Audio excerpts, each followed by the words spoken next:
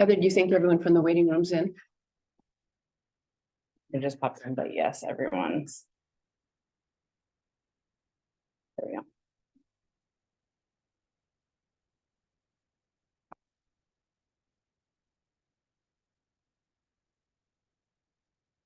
All right. Welcome, everyone. This is a meeting of the Committee for Family Forestlands. I'm Wendy Gerlach, Chair. Thanks, everyone, for being here, and thanks also for those who are on our camera up there joining remotely. The first item is the review of the agenda. Does anyone have comments on the agenda or items they want to add? Seeing none of those, Heather, could you do the roll call, please? Thanks.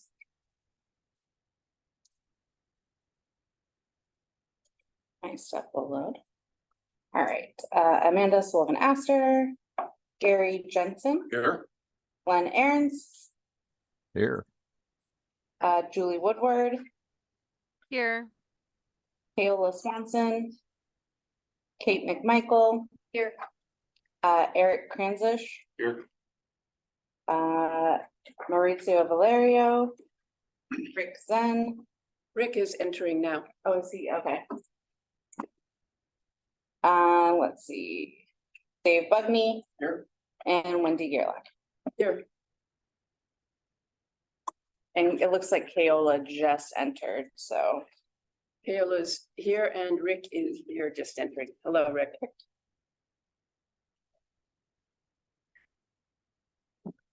The next item, welcome, Rick. The next item is the comments on the prior meeting summary, if anyone. Any comments on that? I wanted to say, I want to thank Heather for coming up with a good sort of, bullet point way of summarizing what we said before. I think it's like gotten to a point where it's really useful in remembering what we've done before and looking forward. So thank you for doing that, because it took a little while to switch, from the long written notes to the point now where our video is our official record, but we have those bullet points. So thanks for your work. That's looking good. Next item is public comment. I don't see anyone up there, but my eyes might not be quite good enough. If someone wants to give public comment, please turn on your camera and introduce yourself.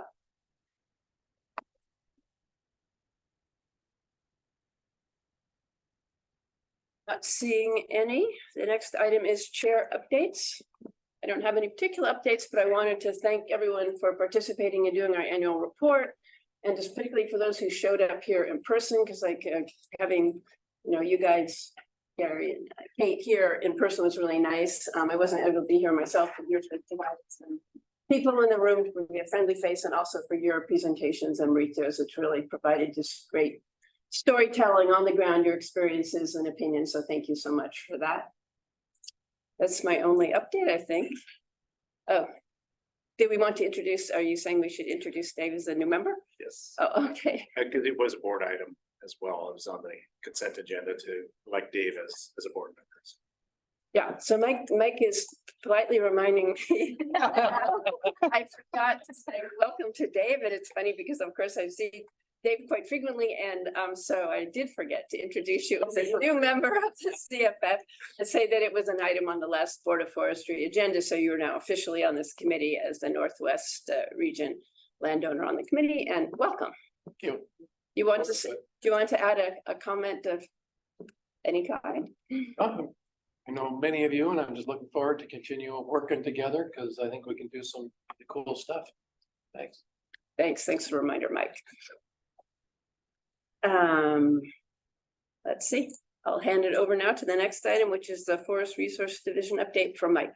Okay, so what's kind of nice is we have 3 months in between meetings, so I actually have quite a few things to update you on, which is good. So I want to start with the small forest owner office, just kind of giving you an update on what's going on there. Actually, to let you know, we pulled the Forest Legacy program. It used to sit off on its own in its own program. We've pulled it into the small forest landowner office as well, just for consistency within our division. But what's interesting on, I know Kale has helped us with some of the projects, but there were 3 projects that were recommended to the U.S. Forest Service for these legacy projects. For those of you who don't know what the legacy project is, it's meant to keep forest land, operational forest land. And it's to keep it out of development, is what it is. It's what the legacy program is. So it's part of the program that I manage in our kind of within our division as well. The other part of it too is we have an urban and community forestry program, which used to spin off on its own. When that's the program that got set up, that was pulled into my division as well. And the connection there that we'll probably start seeing here is the urban community forestry program has applied for it and is receiving a lot of money coming in from the Forest Service. I think they were just awarded their grant, and I have to go back and see how much it was, but the program is growing pretty quickly here in ODF. You may start seeing a lot of urban community foresters actually coming out to small Forestlands on there. And then they were able to hire 2 additional NRS 3 positions, which are kind of our coordinator positions across the state to kind of get this funding ask out there. Switch over to technical guidance for the changes to the Forest Practices Act. We've worked through a couple of them, and they are on our ODF site that the authors and several other folks through regional forest practice committees have actually approved some of these technical guidance already. If you need to see those around out on the website. They're still working on some of those technical guidance, and they'll run through the regional forest practice committees with the exception of SFISH, RCAs, the tax credit, which you will hear about today. We'll have several presenters come in and show you what the technical guidance is on those and where the programs are today. So we wanted to bring those to the committee here because they fit this committee rather than the regional forest practice committees to kind of give you an idea of the technical guidance that we're developing for those programs. So I don't want to say any more than that because I know Josh has a presentation. I don't want to steal his thunder. So, and then you talk about workflows, and then the other piece that we're noticing just in the last 2 or 3 months or so is there's an increased interest from the media on several of the forest practices, on the changes to the forest practices. Actually, we've been actually having several interviews of our staff here in Salem and so we have talking points put in place to the point that we just talking points about the Pride Forest Accords and changes to the Pride Forest Accord, just to kind of get the same message out there to everybody about what the changes are in the Forest Practices Act. I think there's a couple about some other issues we had in the state, but there is a huge interest from the media with the changes to the Forest Practices Act, just to make you aware of that. Let's see. Could we know what are the talking points and what is it they're interested in? They are wondering how, I think the biggest one they're wondering is how it's going to affect small woodland owners, the Forest Practices Act itself, or the changes from the PFA forest practices. I don't know if many have asked about the tax credit or not. Maybe they just don't know about it yet. They're interested in just the changes that have happened already, which really aren't any because all that happens January 1st. And they may just be getting out ahead of that timeline. I don't know. But that was one of them. Not so much the RCAs, but it's just the streams and the tax credit. I think were 2 big ones they're asking about. And I had an SFISH interview a couple of months back. Yep. Yeah. Program. Yeah. I just want to touch for a moment on our financial side of ODF. So we have a lot of IRA and BIL. I'm trying to remember the acronyms. From Infrastructure Reduction or Inflation Reduction Act. Yeah, thank you. Got too many acronyms on my list. Trying to get my mind. A lot of the money's coming in, so we're just kind of wanted to talk really quickly about the flow of money into the state and how that works.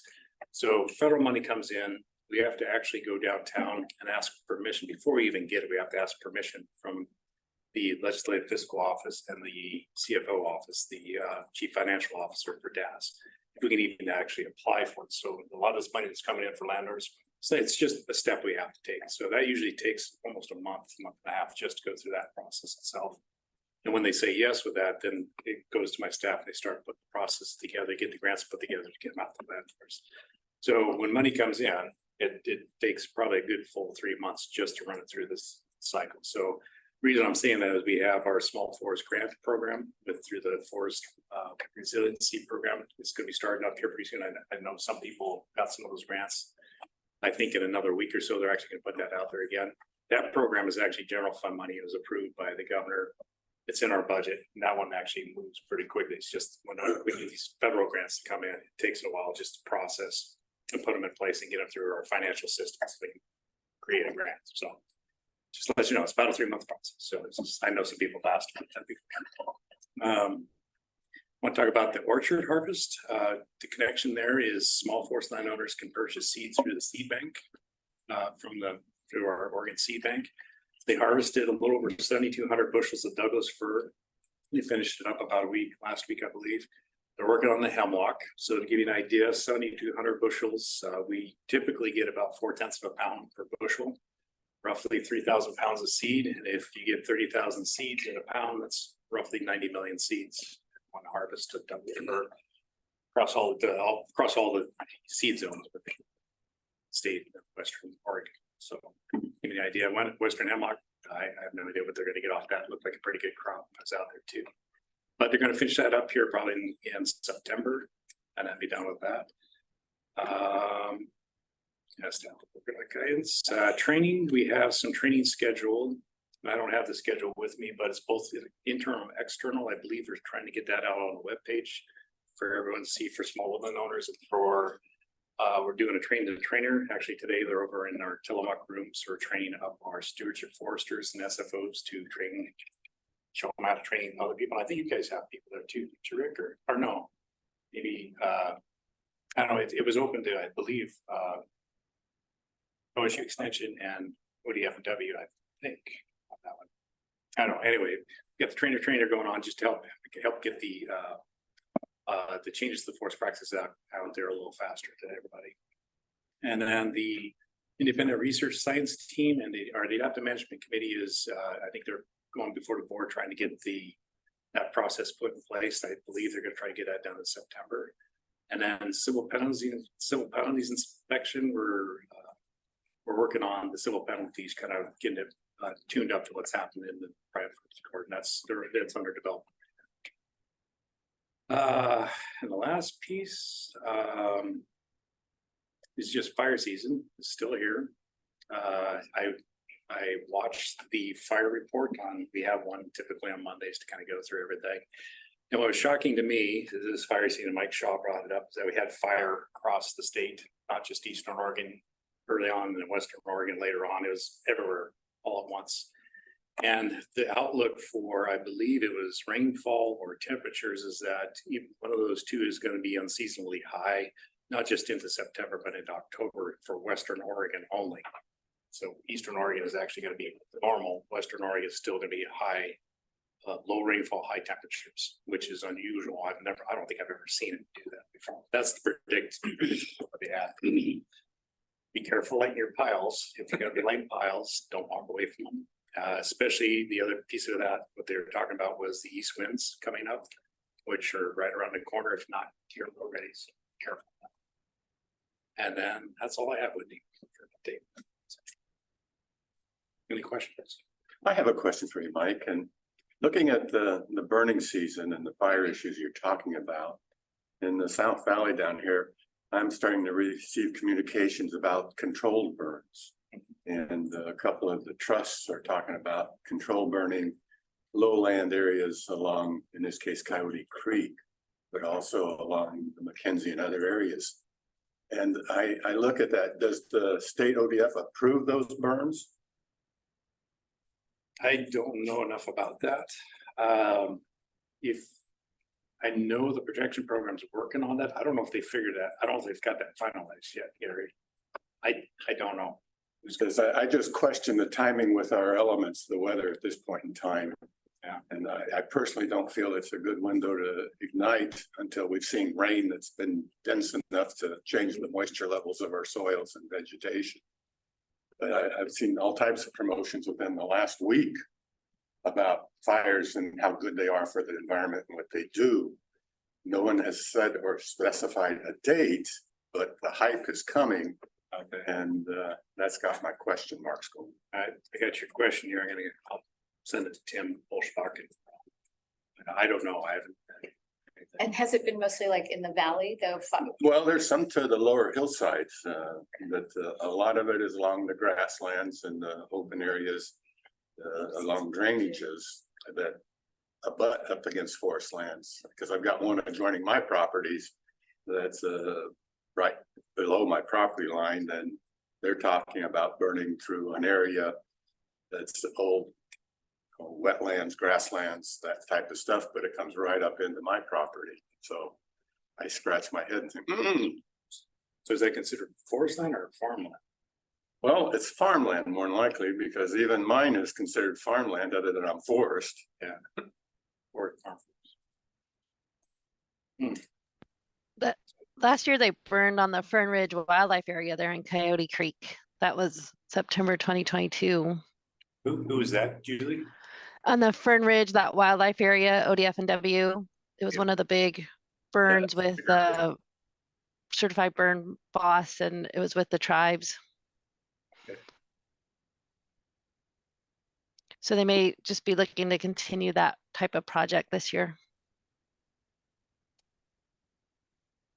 Question on your Oregon seed information. So is the website have information regarding, seed sources, quantities that could be ordered by small woodland owners and whatnot? Because our CCFFA, our seedling committee is looking at exploring ways of providing our members additional seed sources versus just mid or upper Willamette Valley, considering climate change and all this sort of stuff for planting trees that are going to last for 50 or 100 or whatever years.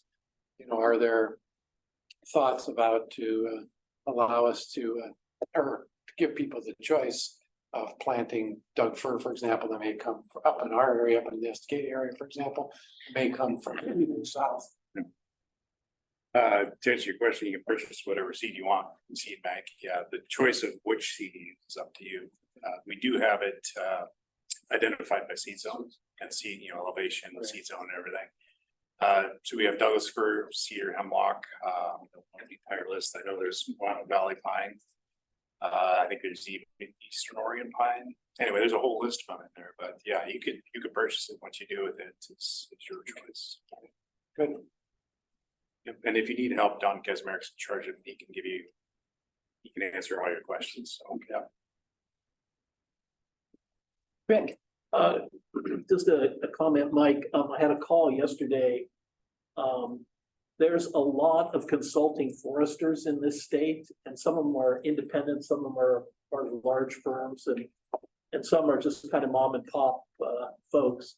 And the comment was, when's the training going to be for the consulting foresters? And we'd be happy to help put something together if it's not on the calendar, and work on the agenda so that it focuses on, maybe not the big picture, but the kind of questions and details that they're going to get from our landowners. And then the other thing, I was here last week for the Board of Forestry meeting, and I thought it was the best presentation of the 2 days, which was kind of an interesting meeting. So, Wendy, thanks for your leadership and all the presenters, and Mauricio. It was great to see. Thanks, Rick. I have to comment that Thanks, team. Kate did excellence with her 7 minutes instead of her 9 minutes. Yeah, let me get back. Let me send that to Megan, because I know she's Megan Cogswell. She's putting the training together. I think I don't know the schedule very well, but do you want me to get in touch with you, and then you can give it to the. Yeah, that'd be great. There's an association, professional association, Oh, okay. but many of the consulting foresters don't. Okay. Are not members. Yeah. I had a comment on two of the things you mentioned. One was the media. There's an interesting article in the Rogue Valley Times that was focusing on the transition of the new rules to small forest land owners. And yeah, to my mind, pretty informative and accurate, but it did remind me that I think it's important for the information about the new rules, like the buffers and so forth, to be combined with information about the incentives like SFIsh and to what you said, like making sure that the consulting foresters know about those things. So as they're advising on just being compliant, also would be really helpful if they were knowledgeable about what programs are available and how, where to find the forms to get assistance. Rick? A plug for Julie Woodward. OFRI published a report on the PFA called Common Ground. Mhm. And it's got a nice section on SFOs. Mhm. Graphics and explanation and the history, and it just kind of lays out, here's your part of this, including the tax credit. So we may not have to go far to reinvent the wheel. That is really a great tool. I've got like 30 copies upstairs at the break. I can go grab some of those. Yeah, and a final comment is that you mentioned the Adaptive Management Program Committee. And so, what? You're on that one, aren't you? Yes, yeah, and so is Dave. And about that, like one of the things that we're working on now is looking at the disconnecting of roads to water. And we have looked at some studies and thinking about going forward how the AMPC Art Committee can direct the independent science and research team on those topics and come up with good research questions. That's one of the things that's ahead for us. It's one of the topics that was ordained by the statute. But to get to the point, in the studies we looked at it, there wasn't a whole lot of agreement on how scientifically to get data effectively from small forest landowners. Partly because to do those kinds of studies, it's best to have samples that are like, not here, there, and everywhere, but are adjacent, so you can look at watershed levels. So I just mentioned that because I think the Adaptive Management Program Committee's work will need to sort of purposely think about how to include small forest landowners and how to make sure that committee is that community is taken into account going forward. And I don't, it's something that we've mentioned, but I just wanted to mention it to this group because that's something we'll be interested in going forward. Partly this is a little bit remote because this is about possible changes or just monitoring over time how effective the rules are in terms of meeting the requirements of the habitat conservation plan for the aquatic species. But going forward, it will be important to have systems for getting good input from small landowner community.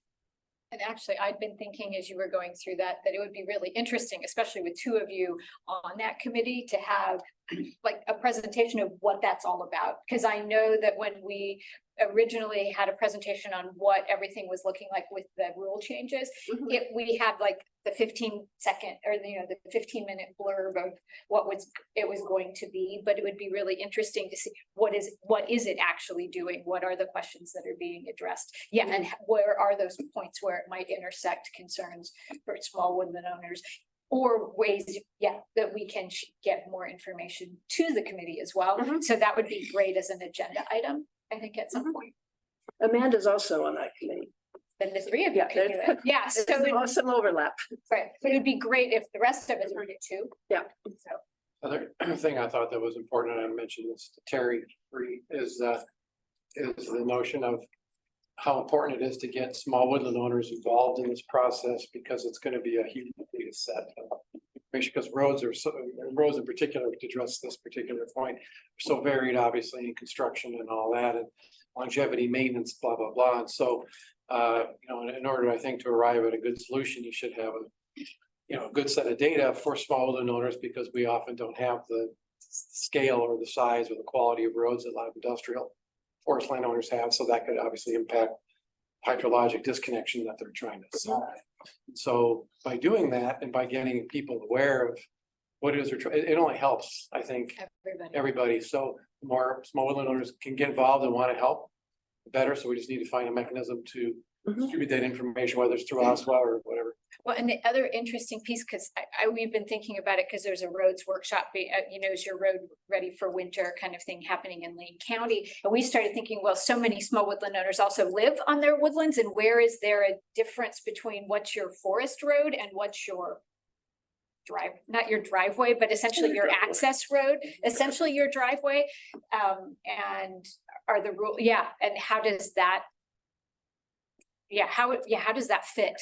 So I think that could be a lot of really interesting questions when I think of, like even the road that kind of winds through our property to get to all of our other neighbors' forest parcels too, and who's responsible for what, and what needs to happen there as well. So I think it could be some really interesting information and all sorts of questions we might not automatically assume. Those are some of the fun challenges with regards to road conditions assessments and where you're doing them, what roads. you know, where we have authority to even ask you to assess that road. And so I won't get into a lot of those details today. Some of it is captured within the guide that, you know, was distributed to Dave and Eric weren't around yet, but that all of you got earlier on. But so some of that is actually explained in that guide that I put together and was distributed to the committee several months ago. So. But then the question becomes like, when the roads kind of wind in and out of your own property, and it's like, oh, well, this 150 feet isn't mine, but it's the part that's close to the stream, and I'm not actually. Those are more, it. that's where things get more complicated. Yeah, but you don't own the road, right? The 150 feet, no, but everything on, yeah, so, that one, I think there will be a lot of questions and like what triggers regulation and what, yeah. I think there are a lot of questions that can seem obvious, but aren't necessarily obvious to the people asking them.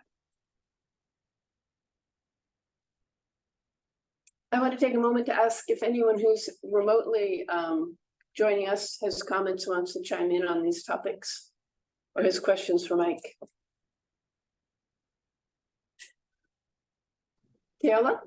Nope, thanks for the pause. I'm all set. Okay. And can all of you remote people hear everything in the room fine? Good. Yes. Yes. Okay, thank you so much, Mike. We'll turn it over to Josh. All right. Thank Well, we had a nice segue into RCA's, but we're actually going to start with a little bit of a general overview and then estimation then we'll later.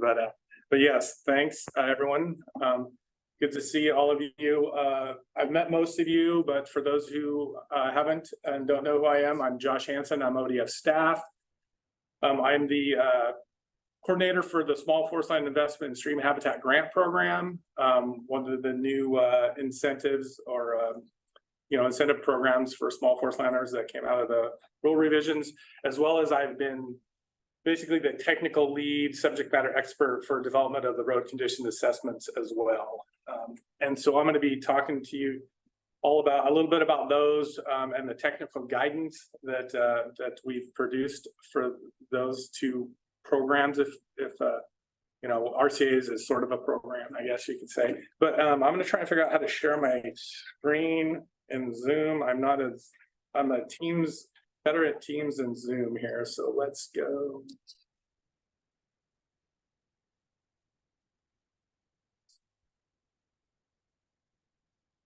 Did it. Yep. Yeah. Into.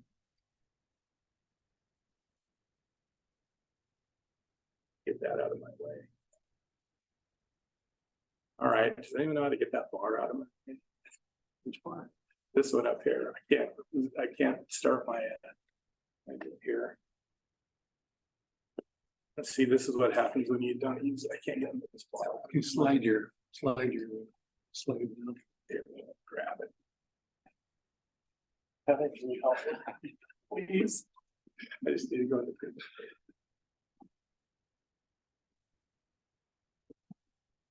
the hey, look at Steve.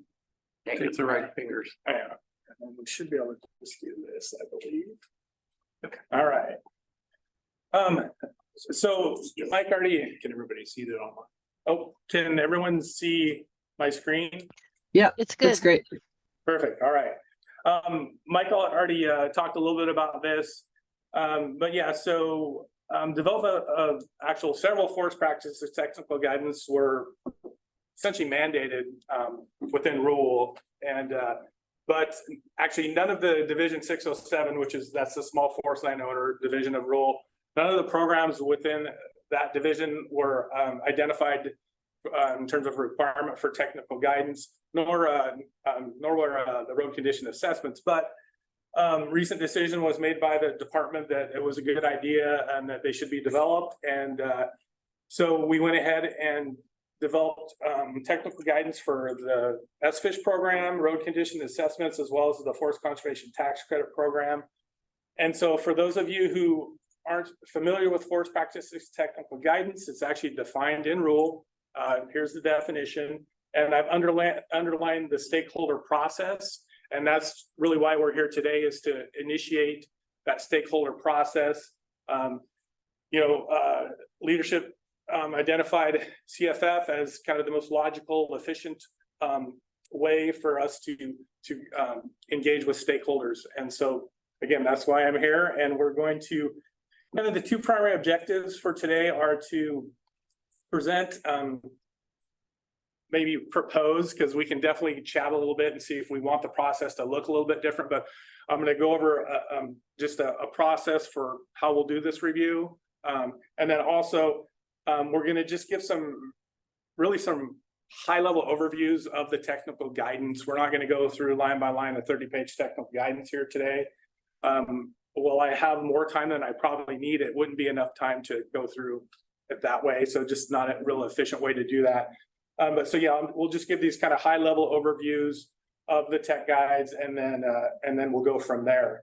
And so yeah, we're just kind of initiating that process, if you will. All right, so I'll admit I threw this together last night. So again, high-level overview, and then what we'll do is we'll get the actual documents. We'll get those to you, Wendy, and then you can distribute. You guys can kind of figure out the strategy you want to use, whether you want to send all three to everyone, or if you want to, stratify into smaller groups for each one, or however you want to do that. That's up to you guys. And then we initially said 2 weeks, but there are 3 tech guides. If you all want more time, that's negotiable. But ideally, if we could do it in 2 weeks, that would be great. But we have some flexibility there, and maybe 3 weeks makes more sense since there's 3 technical guidance documents that you'll need to review. Can you say again how many documents there are? 3. Just, and how long is each one?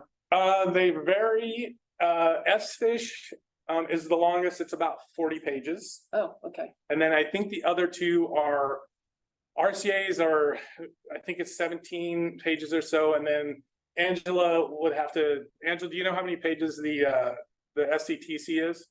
Yes, it's 14 pages. Yeah. Okay. So SFISH, and actually there's already been some input from actually the CFF on SFISH before Mr. Bugney actually, I guess, was on the committee, but Dave's actually seen an earlier draft of the SFISH. But so then give the group some time to look at those, get some feedback, and then that would all come back in through Heather. Again, how you want to deliver that to Heather in terms of if it's each individual sending it to her, if you want some sort of consolidation beforehand, whatever you want, we'll do some. If we need to do consolidation on the back end, that's fine. Angela, who's our SFO office implementation coordinator, she can do that as well if needed. And then once we get those back, Angela will get those distributed to the technical guidance leads. The leads will take those comments, review them, seek additional clarification information if needed, and then update the documents as appropriate. And when I say as appropriate, understand that there's we only have certain authorities, things are in rule and law, so we have to kind of sift through and filter through some of that to ensure that it's something that we can include, especially in the kind of the terms of what we can require versus what maybe we can request, and kind of how that makes sense or may not make sense in a given technical guidance document. And then, well, I'm hopeful we have them published well before January 1. I just went ahead and left us a nice a deadline that's a ways out there, just because we have a lot of stuff that is still coming at us and having to pivot often to accommodate shifting priorities. But so that's kind of the process that I came up with last night. So hopefully it makes sense. Rick? Josh, I'm kind of new to that. How does this fit in with the Regional Forest Practices Committee? Do they get a shot at this, or it's this? Essentially leader. Yeah, go ahead, Mike. Yeah, they asked to review it as well, and and so we talked about it, and I was like, well, I think it fits better with CFF, because it's with the small woodland owners, it's going to affect them the most. I'd like to have them do it. It's not to say that we can't send it to the RPCs if they want to look at it. Josh only has so much time to put it together. I don't know, Rick. Do you think we should send it to them? Well, we've got different folks serving on those committees that have a lot of institutional memory.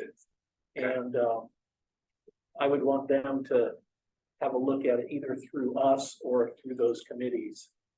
Well, that's maybe something, Wendy, you guys as a, as a committee, like, if there's some targeted individuals, groups, kind of within each one of your areas you represent, I mean, if you want to distribute it further out, that's okay. I would think. So, yeah.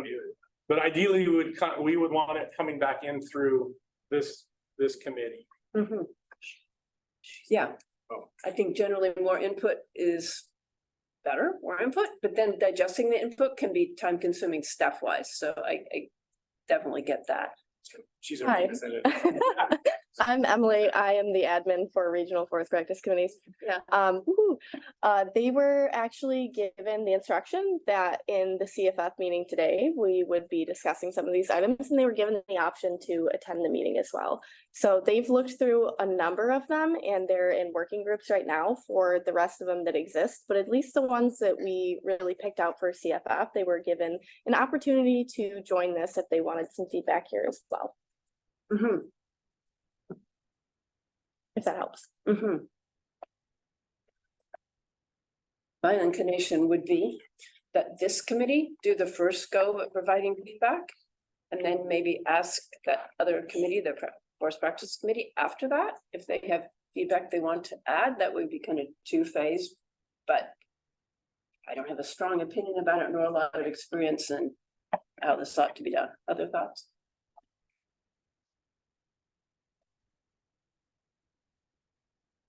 Have they seen these particular documents? So they wouldn't have seen the ones that we're discussing today. These two were flagged specifically for this group, but they've seen most of the other ones, with the exception of ones that are still with the authors that are going to go through their review for draft.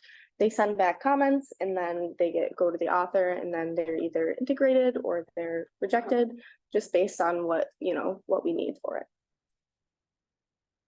So just question that if you're requesting feedback by October 6th, and then but a final draft is published in January 1st, what happens between October 6th and January 1st? Could there be a way to prolong the review process maybe another week or something, given we've got 40 and 57, 71 pages or so to review? In detail, would it be okay to say lengthen it another week or so? Just throwing that out there. Or is there something critical that goes on between that October 6th and January 1st frame that has to be adhered to?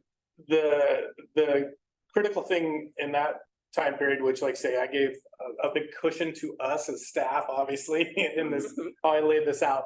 But like say, it does allow us the time to digest it all, reach back out if needed. But when I was thinking through this last night, if there was a CFF meeting between now and then, I would have just probably added that into this process potentially as a way for us to gather back up and have some actual discussion as a group. But I don't believe you have one between now and January 1, correct? And we have to have these published before the rules go into effect. And I didn't want to say, hey, you should have another meeting. I don't want to dictate that by any means. So. I can't remember when our next meeting is. Do you remember? We don't have one on the schedule yet because I haven't seen the new Board of Forestry. So this is our last meeting for the year as of now, based on the Board of Forestry schedule. We have had special meetings before to consider things. To my mind, this is an interesting task for us. It might be worth having a special meeting. What do other people think about? I mean, it could be obviously a short meeting. But to my mind, that might make sense. Give us the next. Yes, it's appropriate, Wendy, that we look at convening. I'm going to recommend early December, maybe late. We've got the holiday season to deal with. Or maybe earlier than that if staff.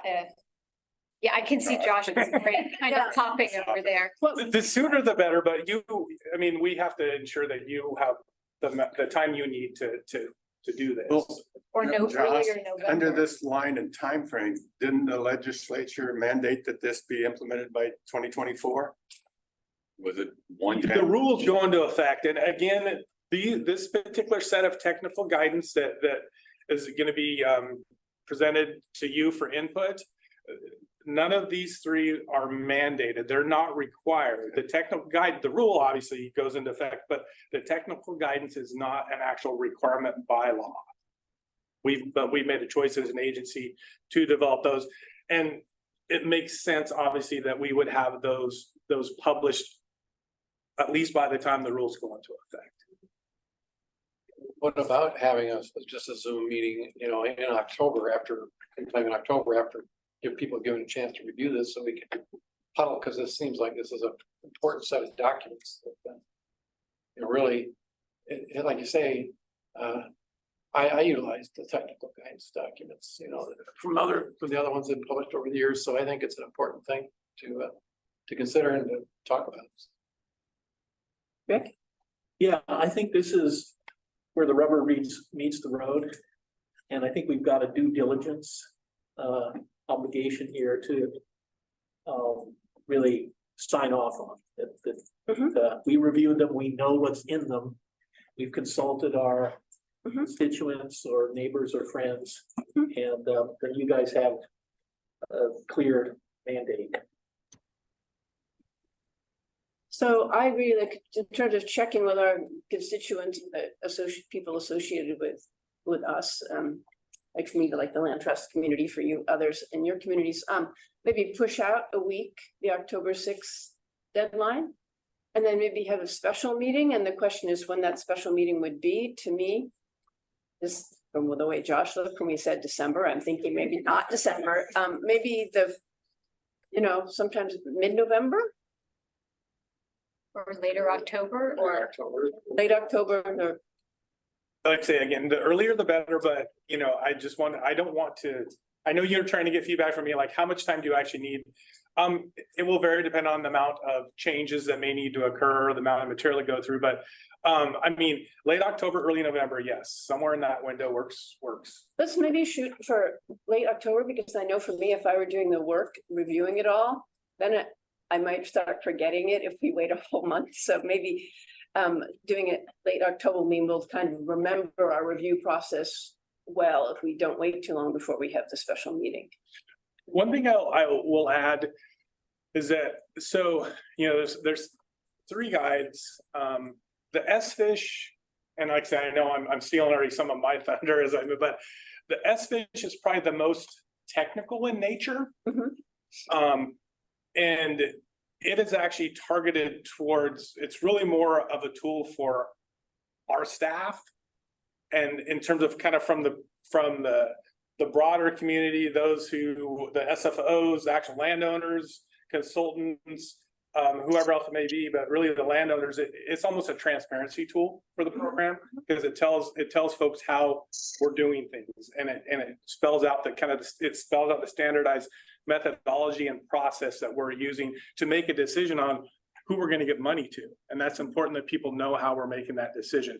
But there is definitely a lot of technical stuff in there, like the engineers, fish biologists, those types of individuals. It's stuff that makes sense to them, but maybe not everyone else, at least without a little bit of research. The RCA and the tax credit, they're a little bit simpler, much more about just kind of process versus, the RCA technical guidance. The guide itself is more of a technical guidance, in my opinion, than what the actual 17-page technical guidance that you guys will have a chance to look at. It's just more about the who, what, where, when, and why. But there is technical material. It is a technical guidance. And so that can take some time to digest and consume, but I'm hopeful that it doesn't consume too much of your time and you can get through these pretty easily and quickly, but that's just me speculating. Well, and what exactly are you hoping for feedback on? I mean, what sort of feedback are you looking for from us? Question. One is, kind of does this, the way we've explained this, does it make sense to you as a small forest landowner is one of the big things, right? And then also too, maybe like, is there, are kind of some tools, some resources that are available, you know, have they been identified? Yeah, just those things like if I had to do this, if I had to kind of tackle, apply, you know, go through this program on my own, you know, could I maybe do that with this guidance that you've provided? Or can I hand this off to maybe someone who has a little bit more technical background in a given area that they could help me, you know, get through this process that's required for these programs? Emily, does that work with your folks and your process? Yeah, absolutely. Whatever this group needs, really, because those ones were flagged mostly for this group. We do have some members who are still small forest qualifying, but we have so many of them right now that RFPCs are looking at that there's, you know, the bulk of them. I think they have at least a few every month until the end of the year that they're reviewing. So there's plenty. And of course, there are folks in here, you know, that also have technical background that can contribute to some of these as well, you know, maybe actually have, you know, that experience, knowledge in terms of, you know, well, actually, there's a better way to do that. And it's okay to tell us that, you know, or at least in my opinion, there's a better way to do that. And we can determine if that's a more efficient and effective way to do something. Because obviously we're always looking for that as well. I mean, we want to make sure things are streamlined and efficient and effective, but we also need to get the information that we need to get to make these programs do what they need to do and meet, you know, what rule requires for them as well. Mm-hmm. Mm-hmm. One question you raised was whether the 3 technical guidances should be sent out, just 3 to everybody, or if we should allocate them. My indication would be to send to everybody, just because then we'll know what they are. It's hard to make that decision, not knowing quite what's in them, but Interrelationships too, so. yeah. Okay, so we'll send them out to all members of the committee. We'll have a deadline for first review, just pushing out the October 6th to October, whatever. A week later. It's like the calendar didn't either. And then The 13th. it's okay to share them outside the committee. That was my understanding, and maybe like we ought to, if we have, you know, are able. Does that sound right to the department people? Like, What are they doing with RFPs? like I could ask other land trust, you know, trust with working forests to say, just I can ask them for input. Is that okay? I'm not sure. What we did for RPC is there were some people that were consulted they formed working groups. So we had people who were very specialized with certain work, and they formed a working group to kind of review the document together. Since there's 3 essentially separate committees with Northwest, Southwest, and East, they kind of just formed a working group to make sure that there was representation in all of the committees, and then they put in comments for those. There were some situations where people within that region were consulted as well that maybe weren't members of the committee, that might have been somebody that they were working with and had some expertise as well. So I don't understand why you wouldn't be able to, honestly, but just making sure that we're explaining that it is a draft and we're not sharing it out as final, because we are in that process of making sure we get that feedback, and, you know, that would be my only caution with it. Because they certainly aren't confidential. So the point of sharing them is to be clear that they're draft. Sure. And that we can't promise to do everything that someone might suggest, that kind of standard. But I would think it might be, for me, helpful to look at them, identify, say, in one of them, like 3 things that might affect people who are land trusts working for us, and just say, what do you think of these 3 points, and use that feedback in my comments. So that sounds like that would be okay. Yeah, they understand drafts so that we have control of the final document, I guess. And then Mike, how does this get approved? It's just an internal process, or? Well, I think I'd like at least one approval from CFF. And then if the RFPCs want to, we can talk to them, see if they want to approve something as well. I definitely want one from CFF. I want you guys to at least take a look at them, see what it is that we're presenting. So just so I'm kind of clear on timing and what we're thinking of doing, it's like we would get some of our initial thoughts gathered by, say, the 13th, which is pushing it out a week. And then if we're having a meeting a little bit later than that, if we felt we could continue to gather other input from other people as well. That seems appropriate. Like I'm thinking my small woodlands board, who are all small woodland owners. And then we could maybe have that as additional information that when we got together with our own, that we could mix that in with our own feedback. And then we have a meeting together to come up with what our final as CFF responses to all of them are.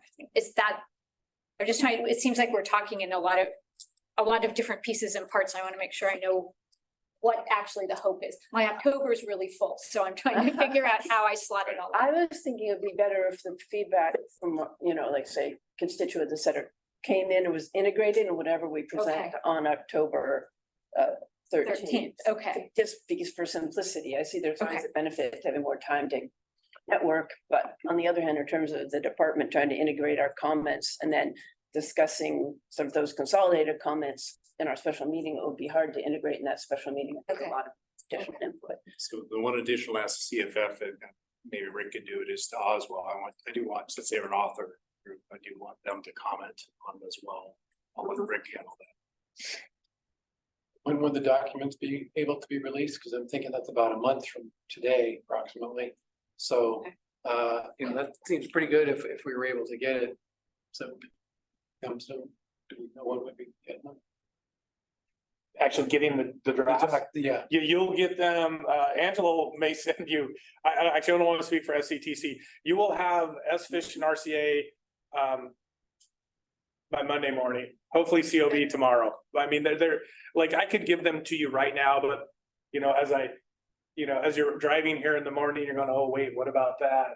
So, but yes, you'll have them by either COB tomorrow or first thing Monday, or Wendy will, and then she.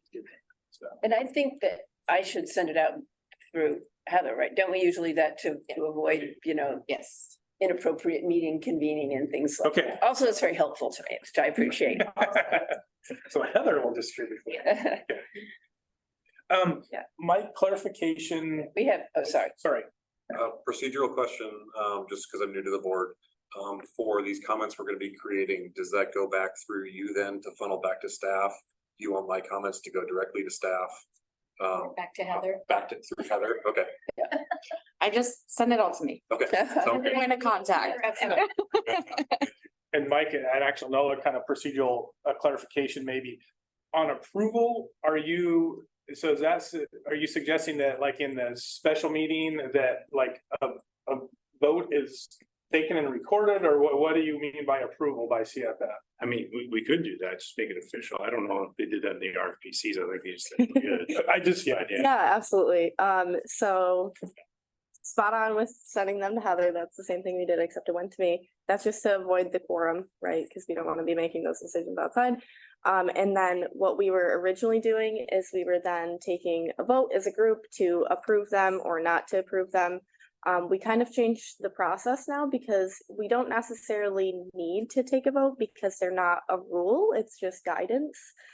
So what we're doing now is we have those individual working groups. And like I said, because we have so many of them, we were looking to do a meeting every month, which is really difficult. So we're now in working groups who then send them with their comments to saying, yep, we have every committee's approval on these.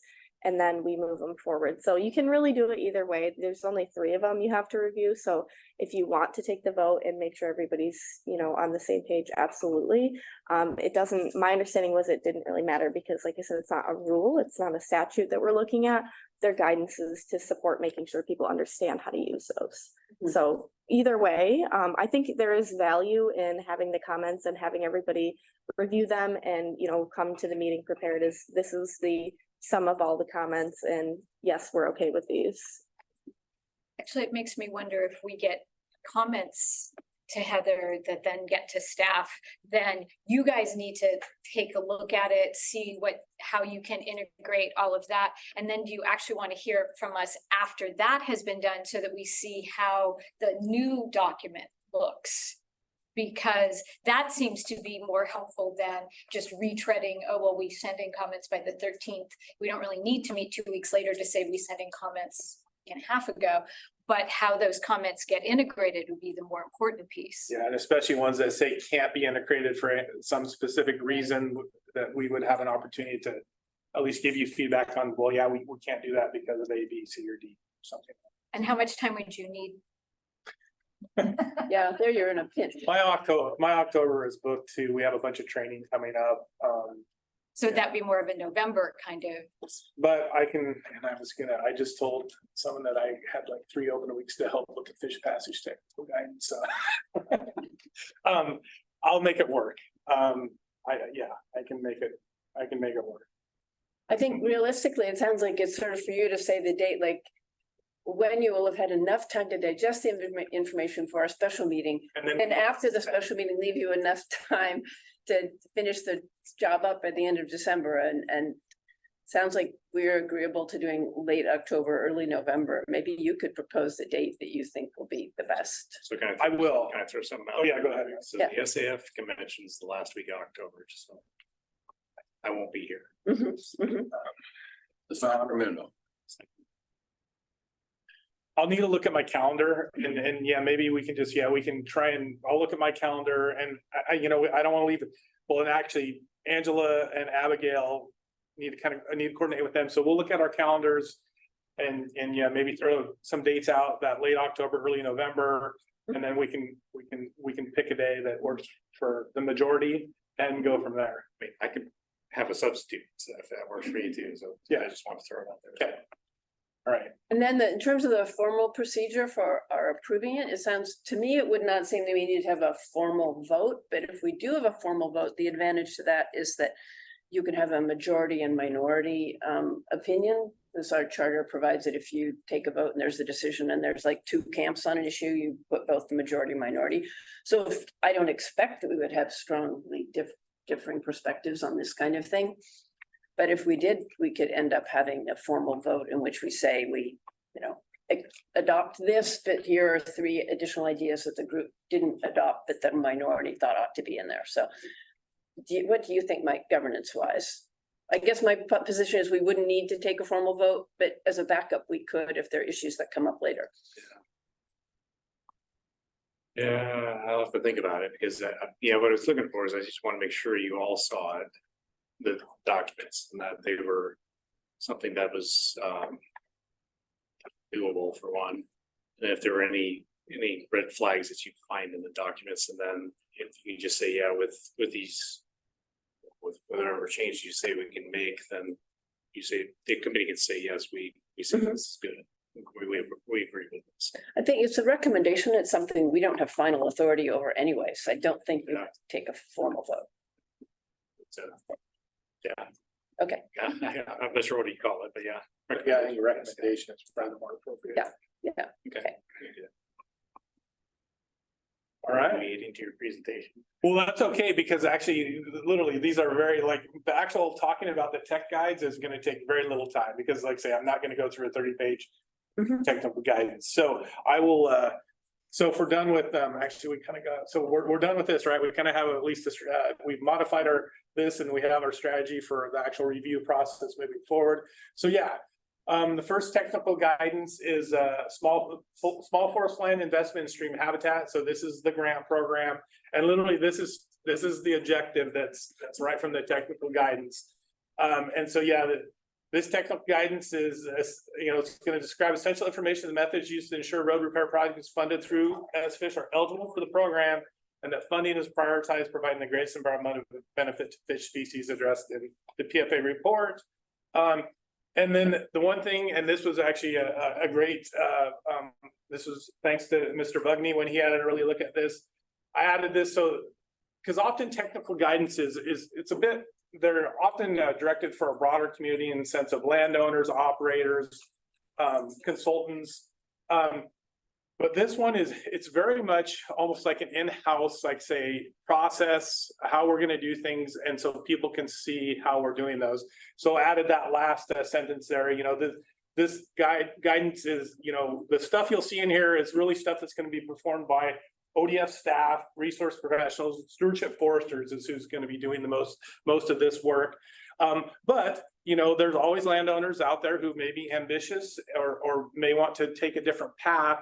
But the expectation, you know, is that this is how you're going to do it, right? This is the methodology that you need to use to ensure we have the correct information and the type and the amount of information we need to make the decisions we need to make about where we're going to put that money on the ground. And this is just a little flow chart process kind of chart that's within the technical guidance. And so another thing I wanted to point out is that really it's only taken us up to the point where, you know, a decision is being made about where that money is being spent. And that there's additional steps beyond that that actually have more of an impact on the landowner in terms of the grant agreement and you know, getting reimbursement and all those things. That's not included in here, but there will be guidance, probably not technical forest practices, technical guidance, but there'll be additional information, training, guidance for kind of what happens once that landowner, well, between when we've chosen a project to when they actually put the project on the ground, which there's a lot that goes on between that point too, that's not within here. So just be aware of that. And really that's all I have for SFISH. So, and then it's even kind of a shorter spiel here on road conditions assessment. Again, you know, here's the objective right from the technical guidance document. As I mentioned earlier, you know, really most of you here have already had a chance to look at the guide, the how-to guide and the RCA form that I developed and distributed several months back. This is almost in a way kind of a simpler version of that, I guess you could say, but it still is one that's, you know, it's covering, you know, the who, what, where, when, and why. That's what you're going to see in that technical guidance. And again, one of the things, you know, there's the form, which, you know, a landowner, that's a tool for the landowner. That form is a tool for the landowner to use to ensure that they collect all the information that's required, which that's basically being those 5 elements you see there under what it's expected to be within a road condition assessment. So yeah, really the how is largely still that RCA form and guide. So you won't see a lot of the how within this technical guidance because we're really going to just lean upon what we've already developed with regards to that form and guide. So, and for those of you who are new, would there be maybe value in that being provided as well? Although especially the guide is a very large document. I think it would be helpful. Okay. We aren't going to read it all, but for reference and rather than going back looking for it the last time you sent. And so that's one thing I will point out. There has through those of you who provided input on that and some other engagement outside of CFF with regards to some of our other stakeholders, Wild Salmon Center and a few others, and also a lot of internal review, that form and guide has changed. So it will look a little different. You may not notice the difference, but you might. But so it's definitely different from what you saw several months ago. So I will include that as well with everything you get. Josh? Yes. With this process, is there any way to have on-site, well, not on-site, but at ODF office space, some type of actual training or presentation that puts these details in front of a group of landowners? And I'm just looking like West Lane's got a large open fire space down there. You could have a convening in there and, you know, have an invitation system that brings all the landowners from Florence to the McKenzie Bridge down and into that area to go through this exact process, what's expected of them on filing a notification. And here is the process to do this, because we're sitting at the table and we're hearing you and you'll have an awareness of it. But I'll assure you, when you talk about 70,000 small landowners that Mike brought up, you know, the majority of them will know nothing about this. And where you see probably some of the bigger impact challenges are the small landowners that, you know, have 40 acres or 20 acres or 60 acres that may not really file a notification that often, but probably have a road or two. Yeah, do you want to, you can go first. Well, I can answer Gary's question. It's like, yes, in fact, all the SFOs over in the other building right now, I'm handing them an expectation guidance document of what I'm expecting them to do on their job. So it's basically pulled out all the information out of the BFA. That's definitely has to do it. And I added to it also is training, attending OSWA chapter meetings, watershed council meetings. They're all my expectations for them to go and do that. So yeah, training is going to be a part of the job. The SFOs or the stewardship force, depending upon whether or not a district had it. Well, yeah, the outreach process there, even putting together a video. You know, putting a video that can be, distributed through the internet, through maybe the media site. I don't have a training person here. But I believe anytime we put a training on, they are going to record the trainings, or they have. Yes. Preschools. Preschools, yeah. Yeah, it's that outreach, and that's the challenge of all of us. Don't get me wrong, it's not a simple process because you have a variety of people with opinions and commitments and what have you, so. Now, one of the things on this that I've been hearing, and by the way, the S-Fish, remember Keola came up with that. Did she? Thank you, Kayla. I love it. I think it was a group effort. I think for our folks, it would be helpful to have some kind of how long it takes. 24 hours, 24 months, for each of these steps, so that people aren't planning to do something tomorrow and it's, they're gonna be in the queue or the cap is whatever it is. So that could be included, even if it's just in parentheses and, Are you talking about the review for these, Rick? Or? on the steps here. Depends on how many roads you have. I mean, that is a big variable. And yeah, the one that, and just to add a little bit to that, intentions are always great, right? And then finding time is the challenge. Outreach is, really is critical. And unfortunately, for the stuff I've been doing, I've had some opportunities, but not nearly enough opportunities for the outreach and the things. But we're, that'll gear up, but we are a little bit behind on it. I mean, at least for S-Fish, that's for sure. I was hopeful to actually be out beta testing these processes to actually try and, determine, well, yeah, how much time is it going to take me to go out and look at my roads? And so, yeah, we could, more accurately answer those questions because, well, I see, especially RCA's the way we've developed them, that they, unless you have, you're kind of the upper end of the acreage and, you're working and you have, fairly dense, you got a lot of culverts, that it's going to take you a while, right? I mean, because you just have a lot of things to look at. But, if you have a 20-acre parcel and you got your driveway and a few spur roads maybe, or maybe it's actually all the logging's being done with skid trails, you really don't have much, right? I mean, that should be a quick, pretty quick thing to do. But yeah, so there is definitely a wide range in the amount of time and effort that it will take to complete one of these. But I'm hopeful that it's something that doesn't, I mean, it's going to take some pre-planning, right? And some time, but that it's not something that's all consuming. I mean, that's, when you talk about that, Josh, excuse me. Oh, I was just saying, I see that we have a comment from the public. My name's Teresa, I'm a member of the public. And we're still talking just about if you're filing a notification for harvest. It's not like if I go out and I go, no, I'm concerned about my streams. I'm not sure about the state of this road. It might be good if we could get some assistance, figure out how to do better by this road. That's not a part of this. So if I want to do that, I'm on my. No, that's actually not. So so the 2 times that it's required, Right. that you have to do it are through the note. If you, if you notify for an activity that includes the harvest, of timber, right? Or you want to enter into the S-Fish program. And so those are 2 times you have to, but it's actually I believe it's actually in rule even, that, if people want to voluntarily complete these, yes, I mean, that there, you can, and you can use these resources.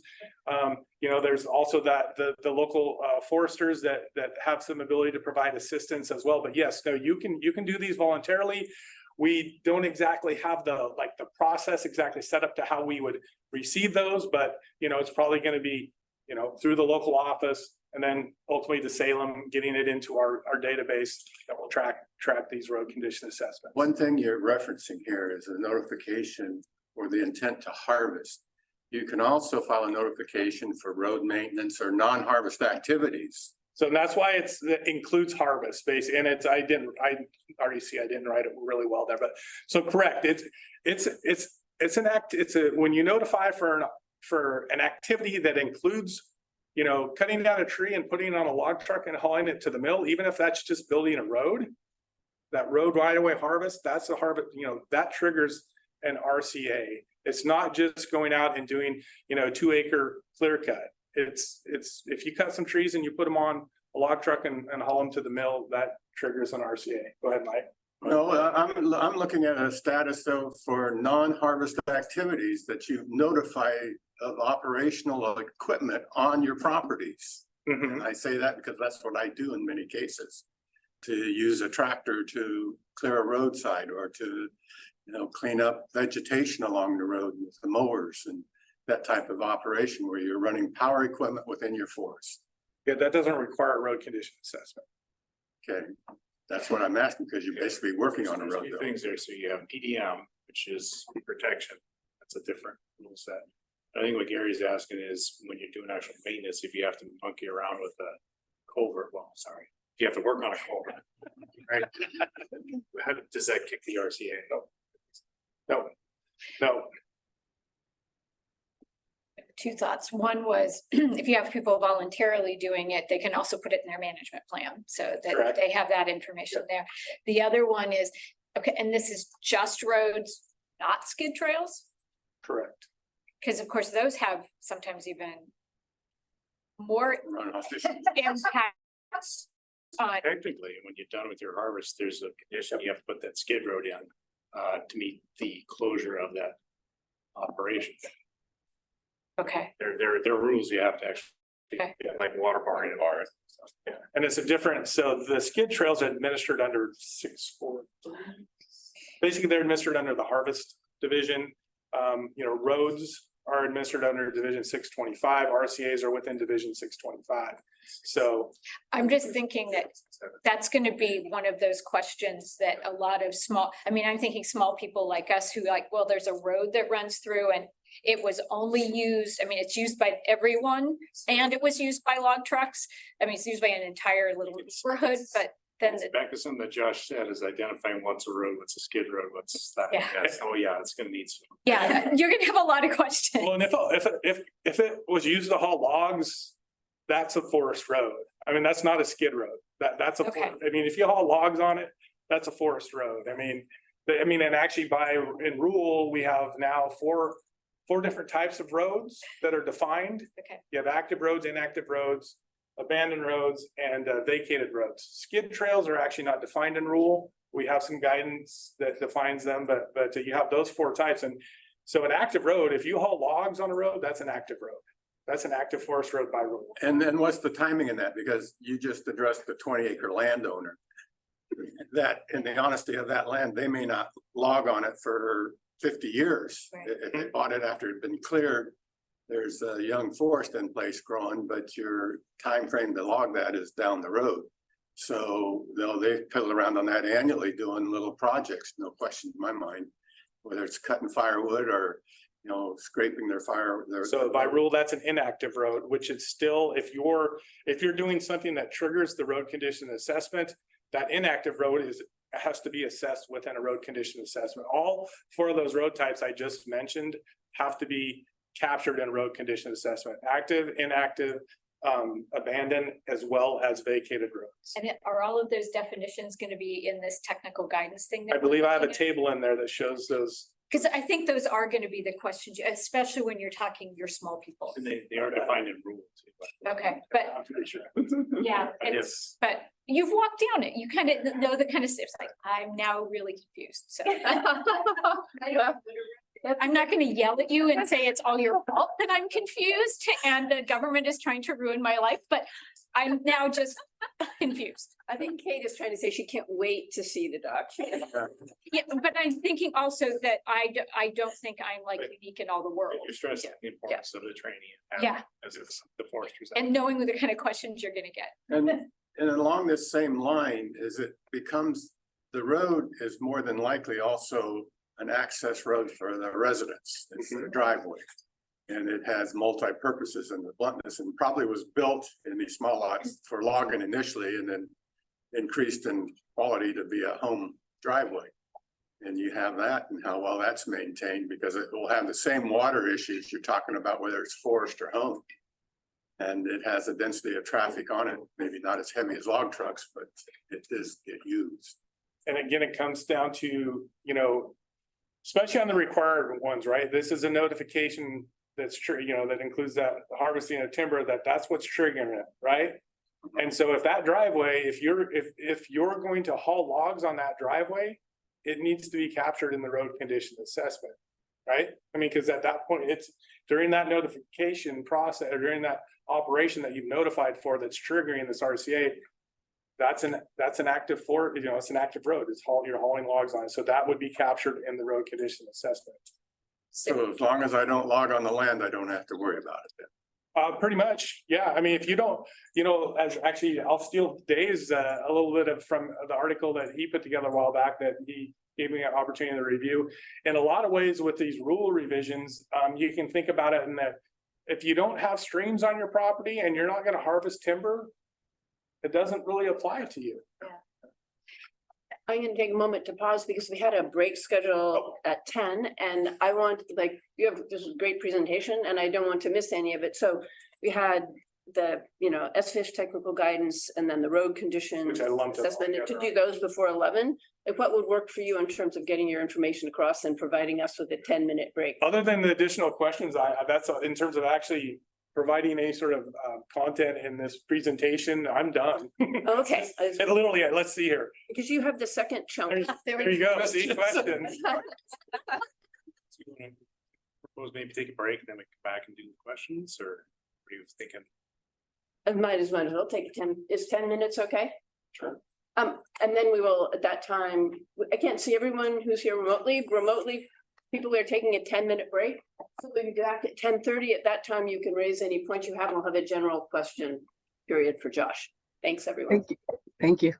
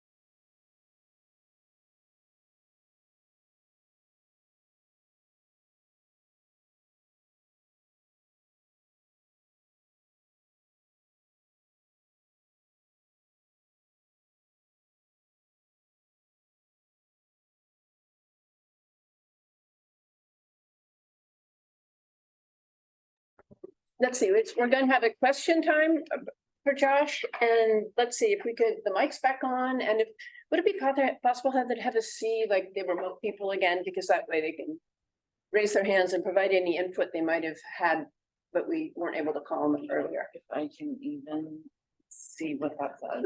I am not that. What's wrong? Can you turn it off? Oh, yeah. I can stop sharing. If I stop. Oh, right there, the big, well, not big, the red button. Yeah, the red. All right. I'm gonna, this is our question period for Josh, and I will let the remote participants have a moment or two to speak up because they weren't as active a part as the conversation we just had while Josh was presenting. Any remote participants want to raise your hand? Glenn. And then Keola. All right. Can you hear me? Yes. Okay. Hi, everyone. Thanks, Joss, for that. And I followed that conversation and kind of agree with everything we've talked about so far. I was just kind of curious that given that as we go down the road, this technical guidance, what kind of periodic review or revision occurs after we get more experience, with implementation and with questions that come up from, both ODF internally and also, with others working with the rules. It's a good question. Mike's thinking a little, so maybe I'll fill some of the space. I definitely, especially for SFIsh, I put right in there, you guys may or may not catch it, but it's like, hey, this is a new program, and we're going to learn and grow with time. And so that, this is going to change, in the future based on whatever sort of feedback we get once we implement and learn how this thing, really functions and what makes sense, what doesn't, how we can improve process, streamline process. And so I definitely anticipate SFIsh being somewhat of a living document, but yeah, the frequency and the process for that change, I don't know what that is, and maybe Mike does. I'll go from the ones I've been through before. One of those was selfish harvesting after like windstorm or fire. I know that document was only updated like once every 10 years because it's typically due to rule changes or law changes. Other than that, I think it pretty much stayed the same, just that way there aren't a bunch of different versions of it out there. But I think I agree with Josh with this new program. I think it's hopefully more every 10 years. I think it's going to be a living document until we get to a point where we're comfortable with saying that, yeah, this is what it should be. And then we might leave it and then just have a review. I don't know. We probably have to set up a time frame. Well, isn't actually, I think in rule now if I remember correctly, I think in rule, at least those ones that were identified in rule that needed to be developed, I do think that, is it 5 years or is it 10? It's 5 or 10, but there is a frequency that is specified in rule. And, I would think that we would probably just apply that to, at least at some point, but knowing that early on in the first few years anyways, that like say might be more of a living document that needs more frequent or needs some updating before that 5 or 10 years, whatever that time a frequency that is set in rule. But I doubt that I remember there is a value in rule. Yes, I don't know which one it is either. It is either 5 or 10, but at some point we will need to get to a point where we're okay with it. We can move on with it because of all the training outreach that we'll have to that document. Yeah, I could just imagine because it is so new and there's so a lot to it that there might be some new ideas that come up early in the process of revising that. And I should say the technical guidance is really important, as I've used it in the past when I'm trying to help people understand or answer questions that come to me, or to extensions. So it's a very important guidance document. Keola, did you have a comment or question? Well, I just really appreciated the discussion, and I think the questions around sort of how do you do the train the trainers and the outreach, and also when I think Mike earlier today mentioned the interest from the media, especially around small forest owners. I was just curious how it feels like there's the department's coordination and training, and then also outreach to landowners. Is is Oswald also a place where they can, where small landowners can sort of funnel questions and that can be directed in some sort of, organized way to the department, so that there's lots of, and extension too, like how does that, maybe you guys already have the systems all figured out, but it feels like getting everybody informed will be a group effort. And I just also wondered if that media interest was being generated from landowners who weren't hearing things, or where it's coming from, like is it? Could you say a little more about that, Mike? That was way earlier in the day, not related to Josh's. The media part, I don't know, some of the questions they asked, I kind of thought maybe they just had a slow media day. Nice. Okay. So it's not like people aren't hearing what they need. I think maybe part of it, well, some of them may have been around some of the legislature they heard this past go around. So Senate Bill 80 was one of those. And I can't remember the others, too many Senate bills. And there's another Senate bill that had to do with I can't think of it. Anyway, Senate Bill 80 was one of the interests there. But then there's also the S-Fish program. I don't know how they picked up on the S-Fish program unless it was starting to get out there. I don't know how that one came up, actually. Okay. Well, I'm excited that it's coming together, and I agree. I think it will be a sort of living process, or hopefully it's continues to be adaptive as things get figured out. Yeah. I wonder about how the coordination's going. Maybe Josh, you could speak a little about how the S-Fish or the Small Forest Owners Office and S-Fish, if you're bringing all that information that's about the regulatory side, are we also bringing the opportunities to work with OSU or NRCS or, other granting sources that could be complementary? Is that too much sort of mixing and matching?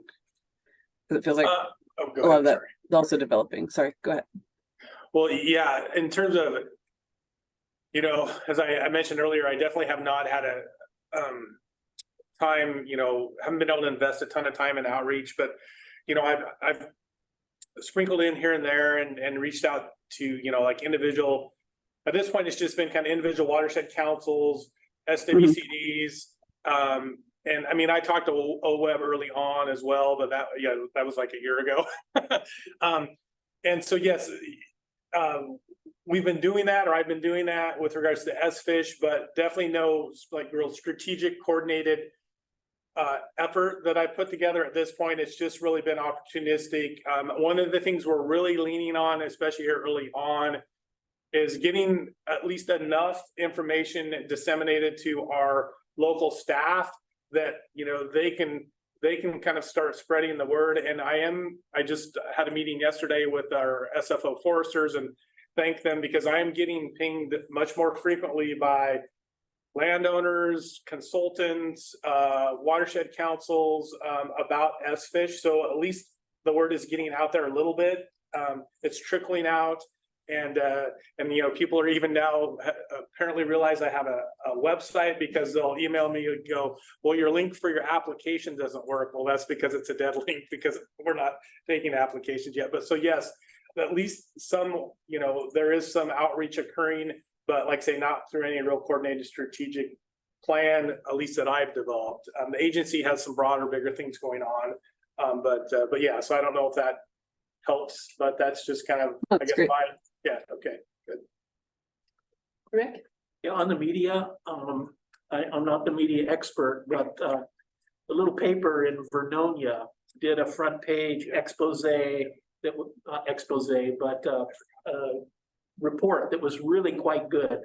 So I think it takes a while to kind of filter out, and people are saying, well, we should do that too. And then the Capitol Press ran a little SFO story last week or the week before, and so that's starting to get out. And then there was the county commissioners in Douglas County had a big public meeting 2 weeks ago that also got a lot of attention. So it kind of spins off from there. Mm-hmm. And did your article get published as well, Dave? Has that hit the press yet? Shortly. Yeah. And then just, I guess, to add to some of that, I mean, I do have a already set on the calendar, and that's one of the things on, but I think it's a Saturday. I'll be up at the Columbia County Small Woodlands Association annual meeting in November.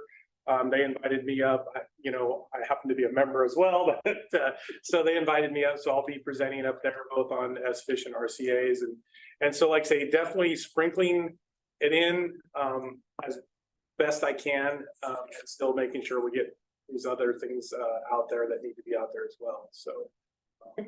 Yeah. And yeah, the Voice, I forgot about the article in the Voice, because actually John Kraus reached out to me and got some information from it. So. Eric?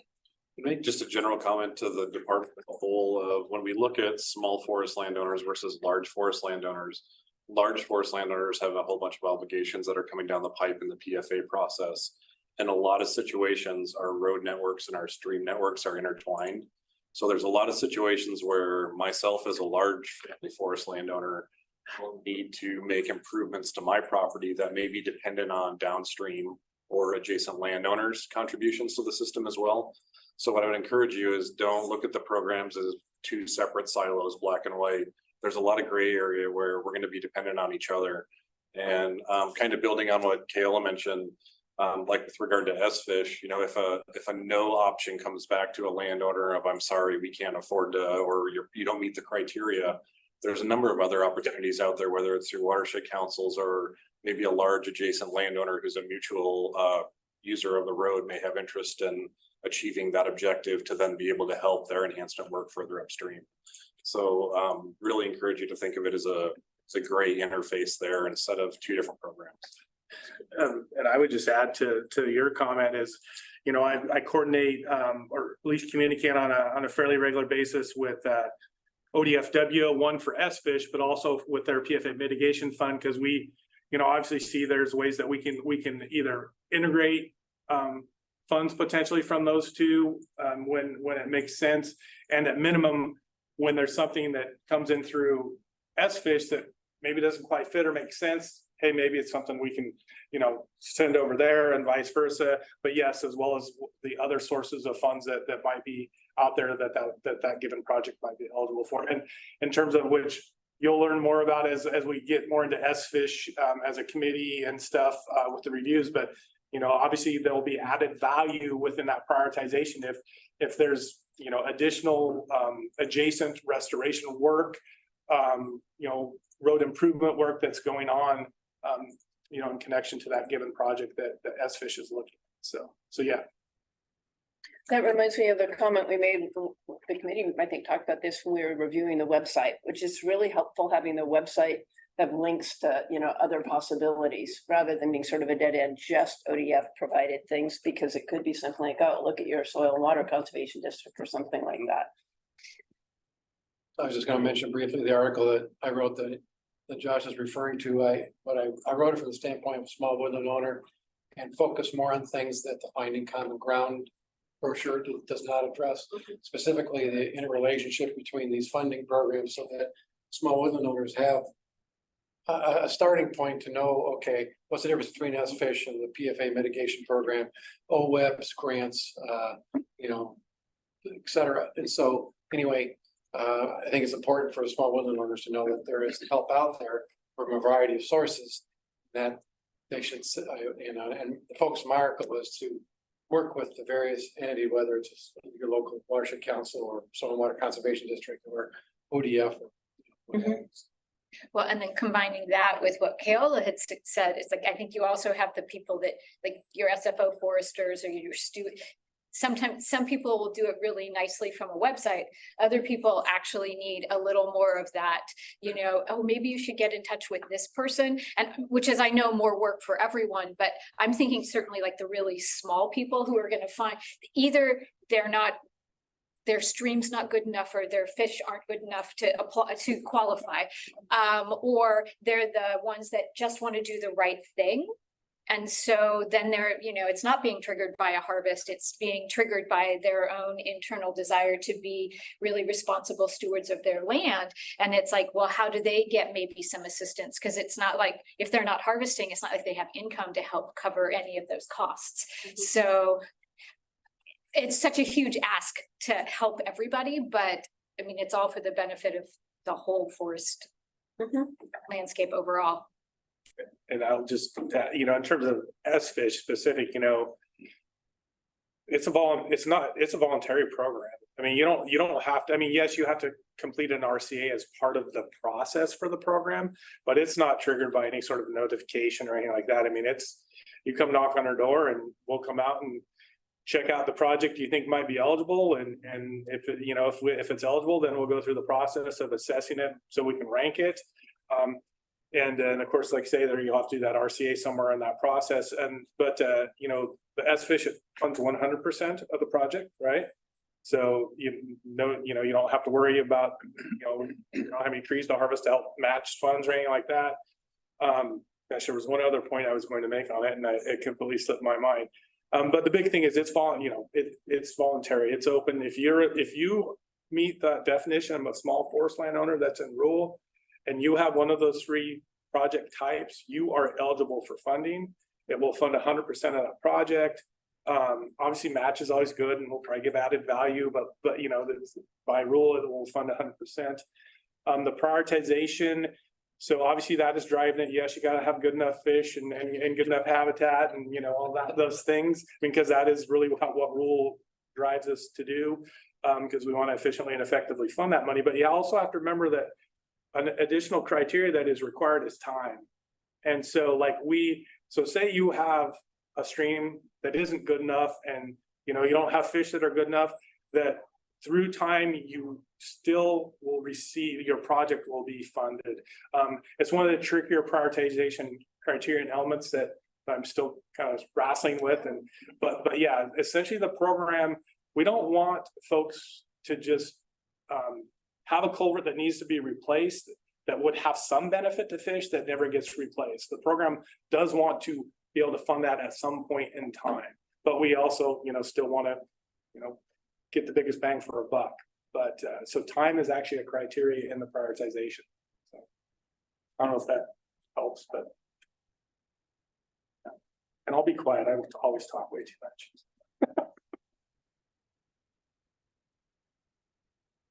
One thought I have is that since Washington State did this, copycatting some of their stuff seems to me in a lazy way to make sense. I know their website, which I looked at a fair amount, does do really good cross-linking to other partners and resources.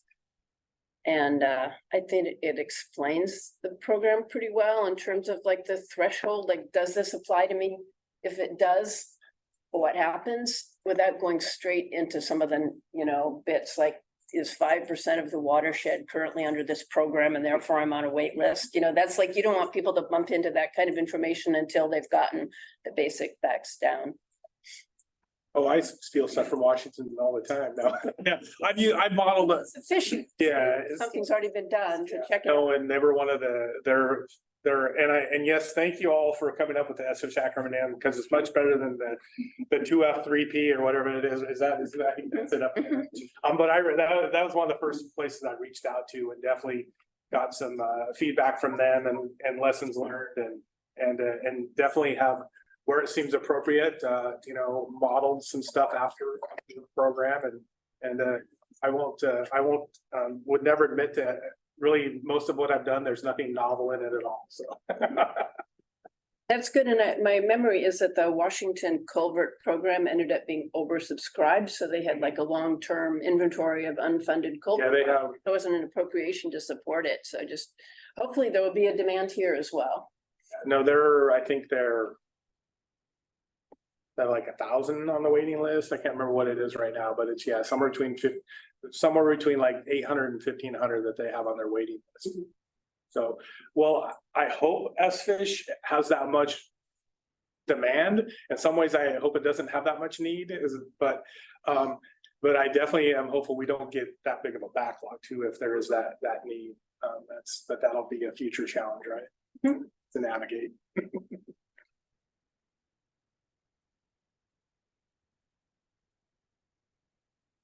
Other discussion?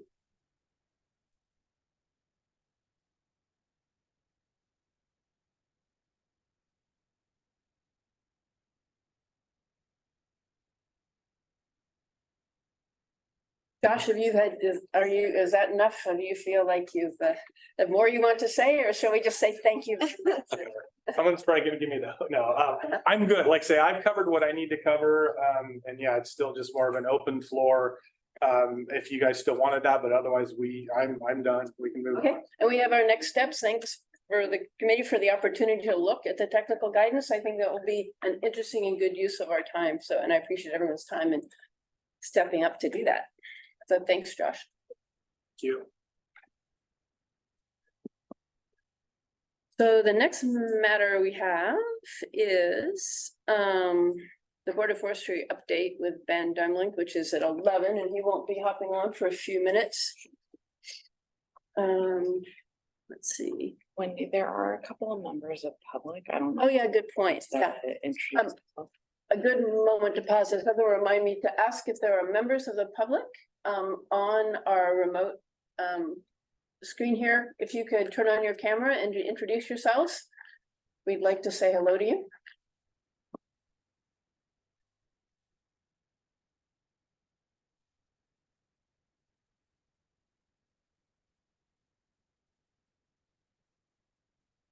Looking forward to meeting the salamander. That's me. That's Jack.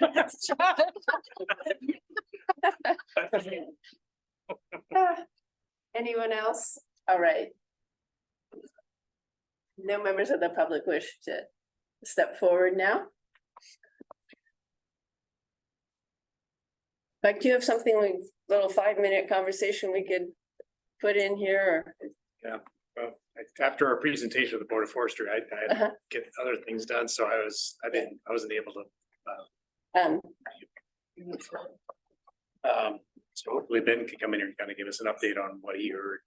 I have a question which I've been wanting to ask, which is the disproportionate impact discussion. And I think what happened with that is that there was discussion of it, like Ben was leading a committee on that. We ended up finalizing new rules on it, but I'm not sure everyone else remembers exactly what happened and what did happen.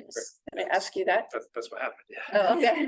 Anyway, it was put in the rule, and we actually had Nicole Stapp, who's our before, who's actually done a lot of rule writing, and she kind of took that on and said, well, you know, here's an easier way to actually write it and put it into rule. And I think she was the one that kind of led the charge on what was actually put in the rule to make sure we captured all the concerns and everything from the little group between, I believe it was, I think Osmo was on there. I'm trying to remember who was. Yeah, you guys were there. I know it was the author group again.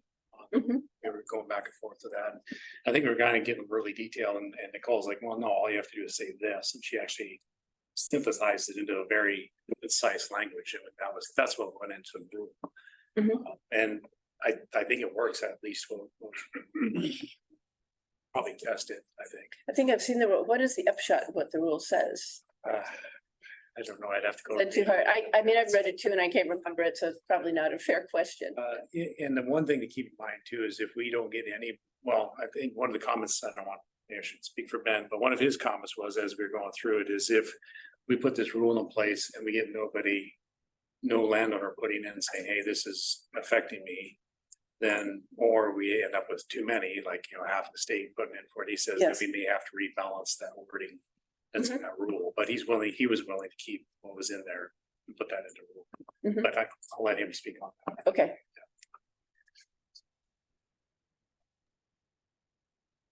I guess I have a general question. How are the districts and the staff, you know, with the staffing of the SFO foresters and the, you know, the stewardship foresters and all, you know, I imagine they've been getting a variety of questions and input from landowners. Just what's your sense of how things are going as far as them being prepared or feeling prepared, you know, with the changes and working with landowners that are, you know, looking into that? Yeah, I think it's depends upon the district, I think, Glenn, and the experience of the forester. Some of the foresters that have been with us longer, who actually went from being a stewardship forester to SFO, they've been working with small woodland owners for a while. They understand what's going on. They're keeping up. My concern is for the new foresters we hired and trying to get them trained up. we gave them the basics of the changes to forest practice rules. We met once with the SFO foresters. I do know Jesse's meeting monthly with the SFO foresters and any stewardship forester, any manager that wants to be there to kind of go over the SFO fees. I know Josh is probably there with those.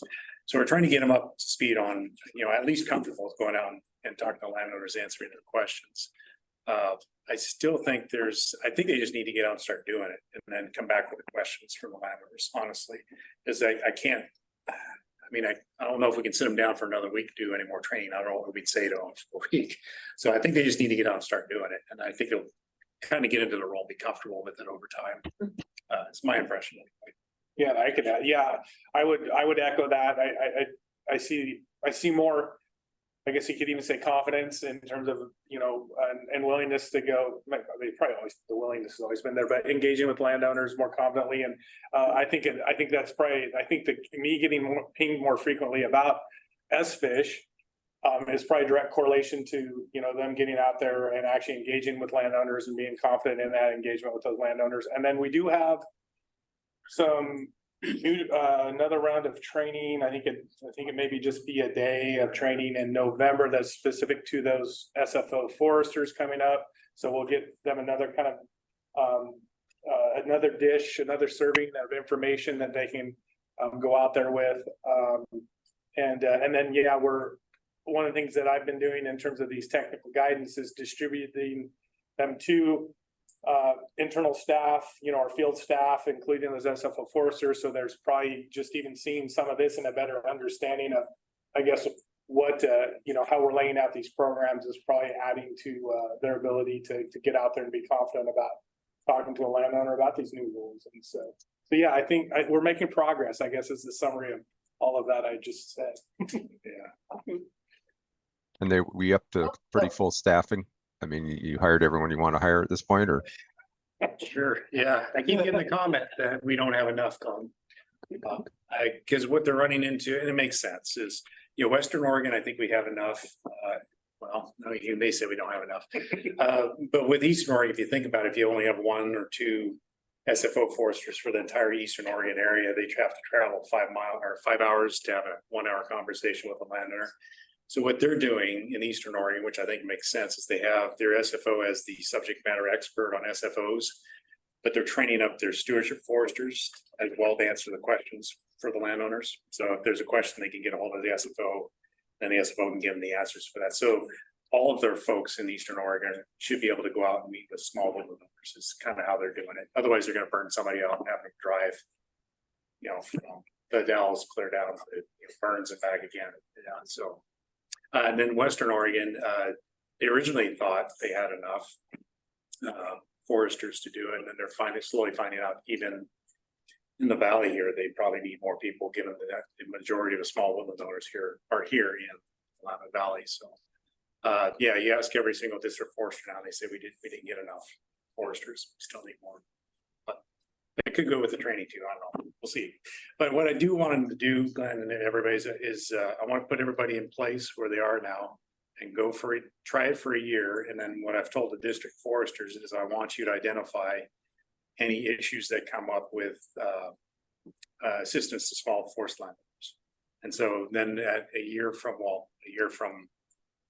I guess it was July 1st. So next July, I want to get together with the district forest and see what the issues are surrounding small woodland owners.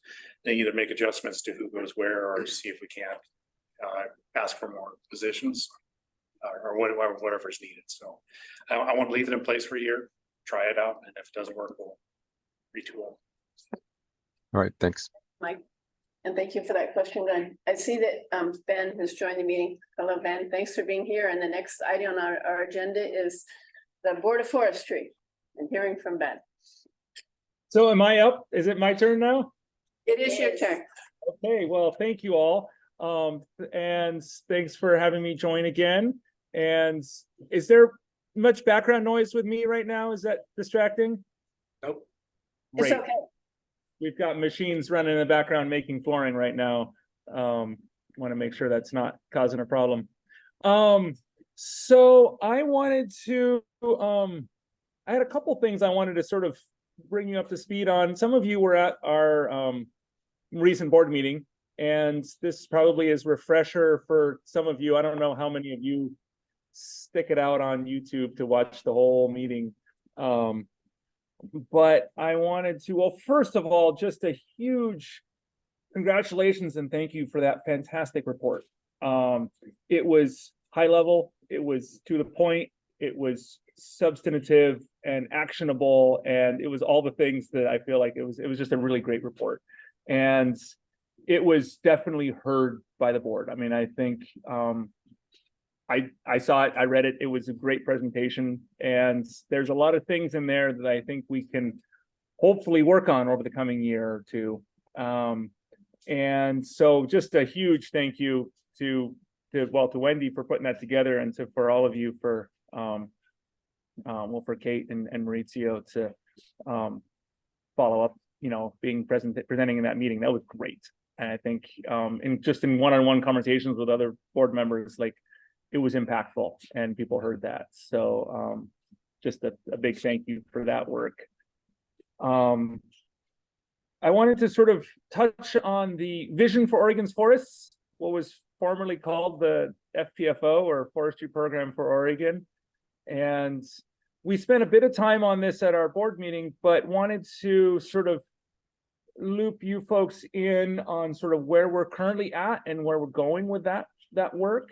And what we've done is we're getting really close to really developing the framework and the major elements and goals, and it's starting to really take shape. I think our next board meeting in October will be a work session where we, I think, really kind of round out the general gist of that work. And then comes a lot of outreach, public comment, and I want to get to in a minute about how we can involve the CFF in that. Just as a high level summary, and I don't have anything printed, you can find the current draft on the ODF websites if you want to look at it in more detail. But what we've done is we've tried to fit everything into 5 goals. And it was 4, and now recently 5. We've added a goal specifically about fire, or we will be developing that goal. That's our next task. And they really fall into sort of these 5 different buckets, and with the theme of resilience or adaptive capacity, or pick your term or phrase for being able to change with the times and still be productive. And so goal 1 is about the forest and creating resilient forest ecosystems. Goal 2 is about resilient communities that are connected to those forests. Goal 3 is about climate and having a climate resilient state and forest landscape. Goal 4 is about fire, and that's sort of a big catch-all. We originally had fire sort of as derivative of all those other goals, and realized that we really needed to call out fire front and center as its own goal, because it's such a it's so present in Oregon.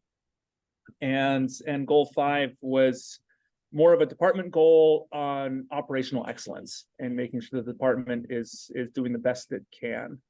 And our aspiration really is to have a very few and high level goals, and the strategies and actions that are derivative of those goals really encompass all there is to encompass when it comes to forestry in Oregon and our vision for the future of forests in Oregon.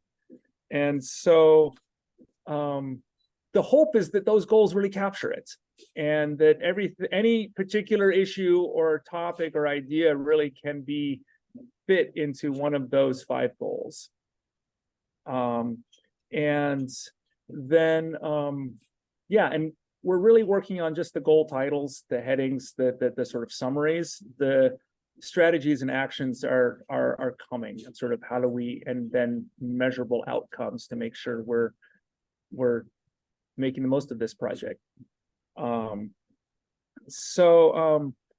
I wanted to get into some more conversations about feedback, but wanted to sort of open this up. If anybody has been following this, had saw any of the board meeting has any particular thoughts on the 5 goals that's sort of laid out. Because yeah, if there's any specific feedback right now, I'd love to hear it. Or thoughts.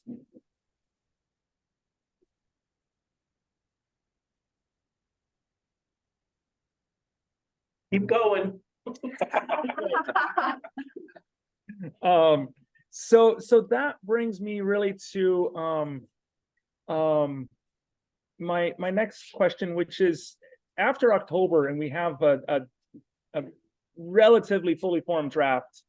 The board is, and the department is really interested in, and we've already sort of ad hoc been trying to have conversations and engage with stakeholders, but this winter is when the stakeholder feedback is really going to kick into high gear.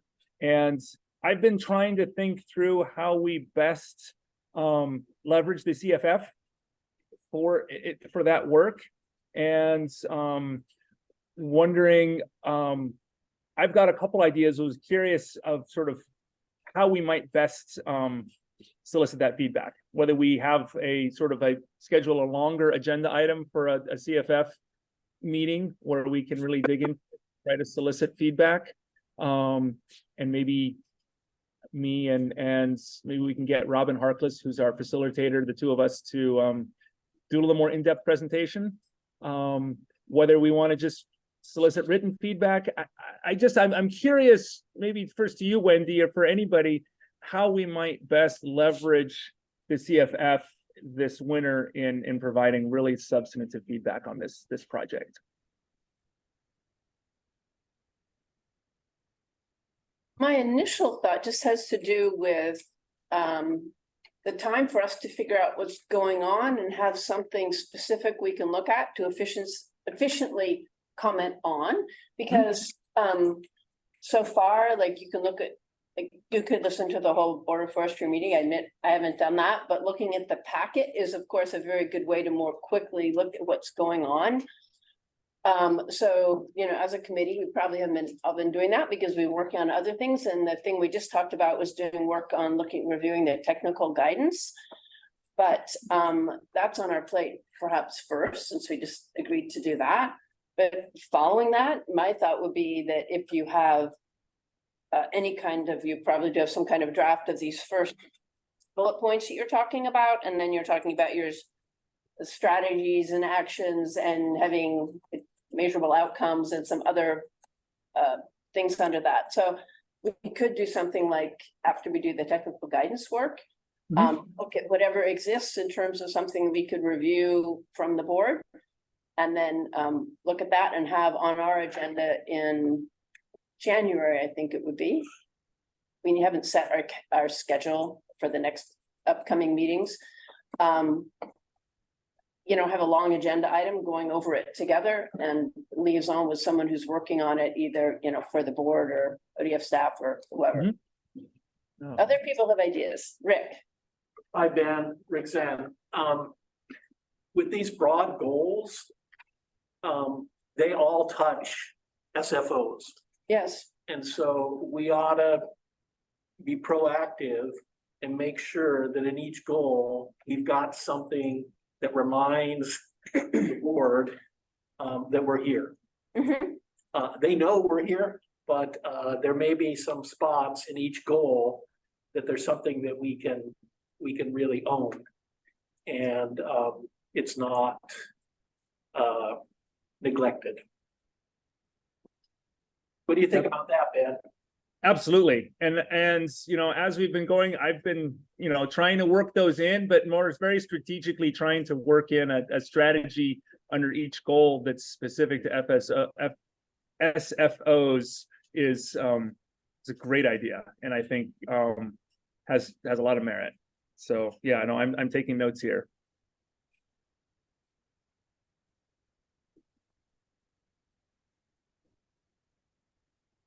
Other comments? Mostly just to amplify what Wendy said, and Rick, I think it's an important thing for us to, I mean, we've been talking consistently every time we go in front of the board that we want to be actively involved. So I think making sure we dedicate substantive time to having that, to offering the feedback, staying engaged with the process, I think is really important, especially, I mean, we're the small forest landowners, we're the ones that are caring for the, at least our portion of the forests of Oregon. So I think we have certainly a vested interest, every single one of us, in their health and resilience, and maybe a different window on what that looks like. And some of those strategies because of our boots on the ground experience with our trees that may not be the same as other stakeholders. If stakeholders are as broad as everyone who lives in Oregon, there is a difference in terms of the experience of your small forest landowners versus people who just like to visit the forest or drive through, which is perfectly valid. I did that for a lot of years, but there is still a different quality of experience. So I think it's really important that we dedicate a significant amount of time to be a part of this. Absolutely. Yeah. That's all. I was thinking about some of the points, like what being productive is, what, how we fit into the community of forest landowners. That's points like Rick's pointing out, we can have input on your 5 bullet points and making sure that the framing of those include us. No. Something that we've been working on is what we're calling a set of call out boxes that sort of provide some context in particular areas, trying to make this an easily digestible document so that there isn't just pages and pages of text, but thinking of this more of a web-based document that you can click on a button and there's a pop-up box that has more context, and having a call out box specifically about SFOs and their role in the forest in Oregon, and a little bit of context about the numbers of the number of acres and the number of landowners that are represented in this category, I think would be really important to sort of provide that sort of overlay on this whole document. So but back to you, Wendy, and your idea, I think that works really well, that we can have a draft this fall to, when the time is right, to circulate with the CFF members, and in preparation for a longer agenda item, possibly in January. And I can commit to that, and I can make sure to get somebody, I'll see if I can get somebody, ideally Robin or somebody else from ODF, or another board member to join to sort of dig into this, because I'd really like to find the space for that two-way communication and that feedback from you guys. That's going to be really relevant and important for this document. I'd like to make sure that we provide timely feedback to Ben and the board, potentially maybe for consideration as if we're going to meet again to go over the CFF technical guidance comments. Maybe we can split that work session up and do it as a part of a conversation around strategies and outcomes associated with the board's goals. Terrific. And then the other half with the CFF technical guidance. If the timing works, if we get something, that could work. We were talking, Ben, about having a special meeting late October, early November to do the technical guidance work, which would be a shorter meeting, but we could have that also. If you had something for us to review by then from the board, we could maybe add to that to this same special meeting. Good idea. Absolutely. And I don't have a clear idea of whether that timeline would line up quite yet. It seems plausible that it could line up, because it would be important to have a fully formed draft to you folks ahead of time, with enough time to digest it and put your thoughts together before we have a meeting about it. So I think that tentatively would work, and if not that one, then your next regularly scheduled one, I think, would still be well within the time frame that we're looking at. Yeah, that sounds good. I'm thinking like, especially from Rick's comments, sort of our review might be partly what's not here. Rather than a, what do we think of what's already there, kind of a big picture thinking. So I don't think what you provide us would have to be super detailed, because if we see what you are considering, we can think, oh, what we have to add to that. Absolutely. And very much so. Like you guys are gonna have a different lens than a lot of the authors of this, of what's missing. What are the particular ideas or concepts or strategies that are specifically missing from this document? Sounds good. I see some nodding. I can't quite see Gary very well because you're at the end of the table. You all look okay with that. I think Carol had to hop off. Others who are remote want to blend thoughts, or others? Sure, I'd pitch in a little. Ben, well, being a woodland owner yourself and being part of the authors, it's a good thing you're there representing us, the woodland owners, and people I serve. I was kind of curious your ideas. I haven't reviewed the board discussion about it. Just about how this new vision, the update of the program for Oregon will be used and the impact you want it to have. I know when the last one rolled out, I used it a lot. I think a lot of us did, as a really good tool to communicate with Oregonians about forestry in Oregon. It really was a useful document for that. And then we kind of reshaped a lot of that content and used it for our kind of public understanding of forestry, and then the role of small forest owners in that. I thought the last one didn't maybe accentuate that as much as we'd like to see, and particularly because so many people don't realize that the trees in the forest that they most commonly interact with near where people live, rather than out there, in the mountains. Everyday life we're surrounded by small woodlands and small forest owner properties, and all these people and their passion and stewardship, and somehow, bringing that more to light in this version, I think would be important. But what are your thoughts about how this could be used, to communicate with people about forestry in Oregon? Absolutely. No, that's a great question, and some really good thoughts. And I really see this as sort of having two or maybe even three primary audiences. And I think number one is the departments. And I think this is for the first time the board and the department are working jointly to create not two plans and visions, but one cohesive plan and vision jointly owned by the board and the departments. And so I see this first and foremost as a communication tool to ODF staff of sort of, this is the vision for forestry in Oregon. Here is a sort of a roadmap, and a set of guidance. And I also see it, so that's sort of inward looking, reaching a more technical audience. But then there's the outward audience as well, of sort of communicating, like you said, Glenn, to the public, to the people of Oregon, of sort of, this is what the state's vision is for forests in Oregon. And so we're struggling to create a document that is relevant, not too technical, easy to digest, but still provides a very clear vision and path forward, because we definitely want this to be an outward-facing document that the people of Oregon can see and digest and understands.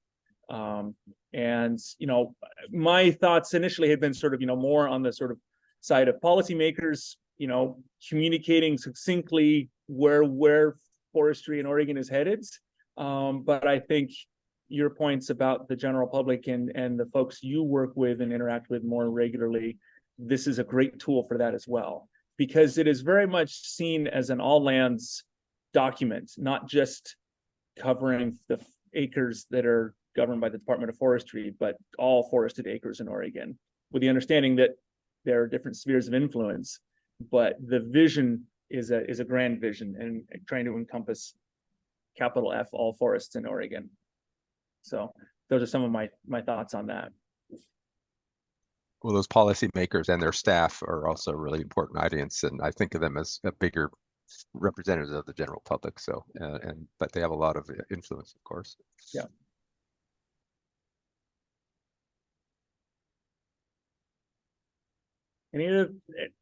I'm happy to, I have one more little topic after this, if anybody, unless there's anybody else has thoughts on the vision for Oregon forests. I think we're ready to move on. I don't see hands up in the room, so go ahead, Ben. Well, just, I just want to, I logged in and I heard Mike talking a little bit about the, SFO, foresters that you're hiring and training right now. And just wanted to touch briefly on the PFA work and where that is and sort of where I see that. And Mike sort of said what I was going to say, which was, I think we're in the wait and see point where there's been a lot of work put into trying to bake this cake, and we need to wait and see how it unfolds. And just on a personal anecdote, I had a run-in with one of your new, now I'm blanking on the name, SFO foresters that you're hiring, who was fantastic and was very much a resource beyond just the PFA technical guidance, but was well-rounded in knowledge for small forest landowners, which just on a personal note, I felt like that was great. That's really the vision I have for this office. And but I'm excited to see how it unfolds. And I think I was going to say the same thing Mike said. Let's wait a year. And I think there's a lot of interest to see if we got this right or not. And the things we didn't get right, I think I'm very much interested in finding ways to tweak and fix and improve. So keep the feedback coming on all things PFA. But I think right now it's just the time for patience. And let's see how all this hard work is going to unfold come January and come into the new year as we start to actually put this into practice. So those are sort of some of my thoughts on PFA work, but happy to field any questions or thoughts directly about PFA work as well.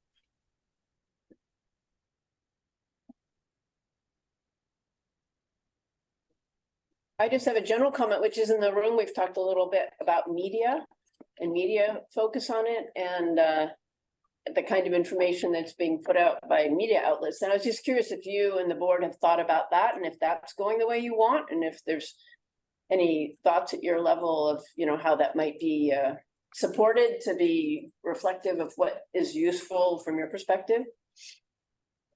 I have not, to be honest. I have seen quite a bit of media, but it has not been something that I have been, or really the board, I don't think, has been tracking or trying to influence in any way. But hopefully, Mike, you and your shop and public affairs seem like you guys are on it pretty well. Yeah. But yeah, not something I've been tracking.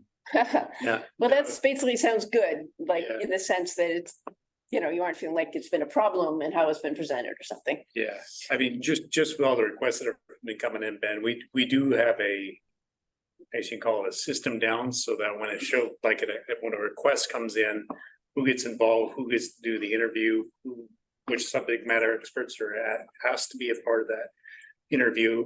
We have talking points that are public affairs has put together for all the private forest accord topics.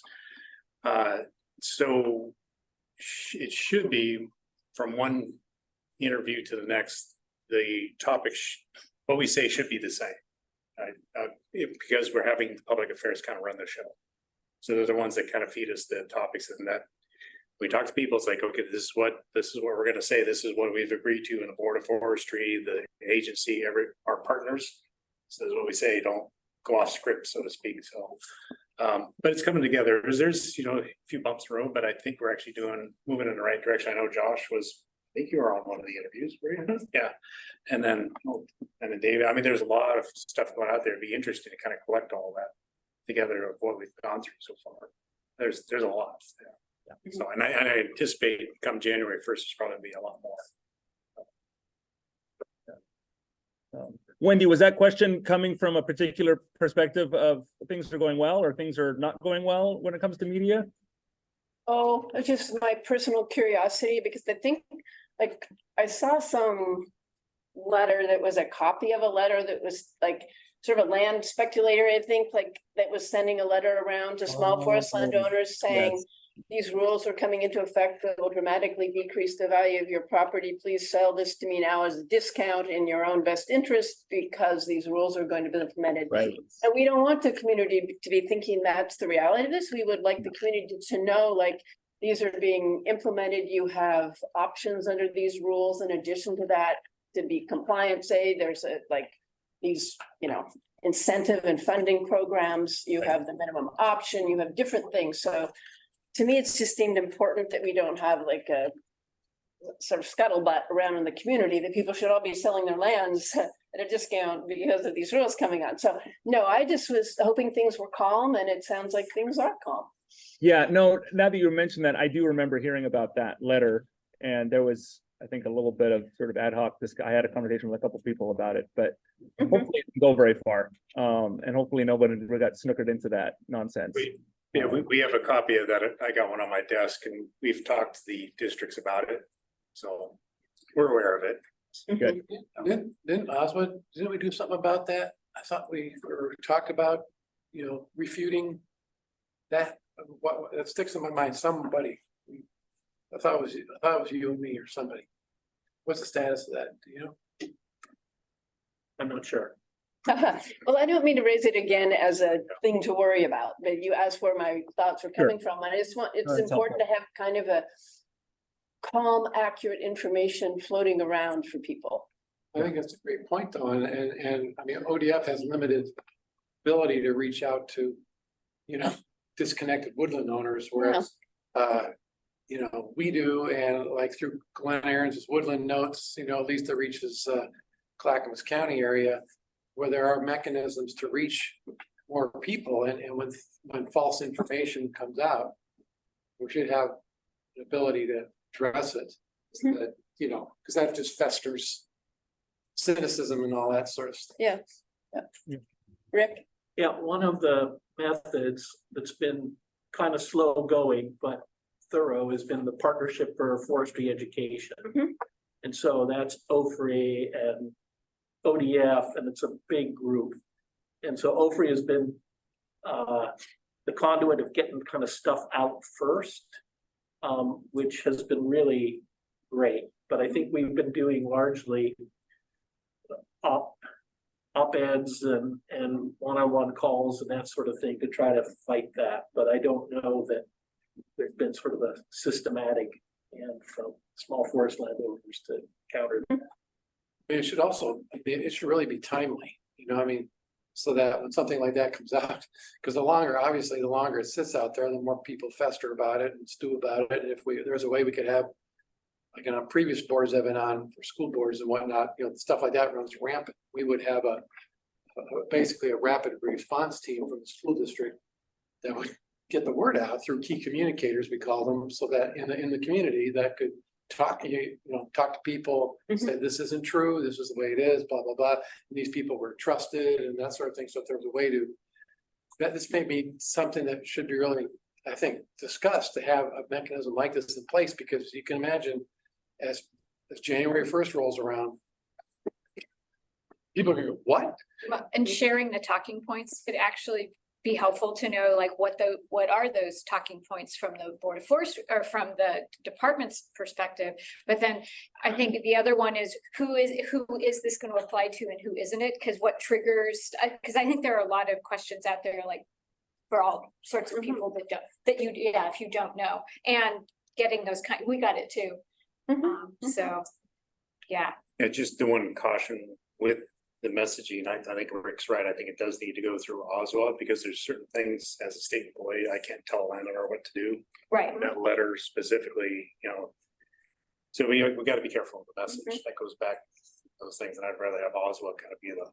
And I was thinking, seeing yours as sort of making sure we're not contradicting anything you're saying, so that we all look like we talk to one another, not that we're all talking out of our own silos. So not that our message wouldn't be, that it would be compatible and complementary, not identical. The other concern though I have is that even Oswa has what, a membership of 2,000 or something? If there are 60,000 other landowners, I mean, there has to be a way to reach the common person much more effectively. And I don't know, Glenn, how many, do you know how many subscribers you have to your Woodland Notes just for Clackamas County? I think there's about 1,500 on the e-news list, and we still have a printed version for 150. Would there be similar, I'm not familiar with other, the other agents like in Marion County or over there, you know, in Eastern Oregon, do they have similar type programs that reach out to people? Many of the, Lane County, Douglas County, Lynn Benton, yeah, they all have newsletter lists, pretty good sized lists. And with electronic, it grows because you can get more subscribers, and so I think it's pretty similar. Thanks. I have a question for Ben, and after last week's Board of Forestry meeting with HCP input, is the Board of Forestry considering increasing harvest on state timberlands? No. I won't know. I don't know that I will be able to speak for the board. I will not speak for the board.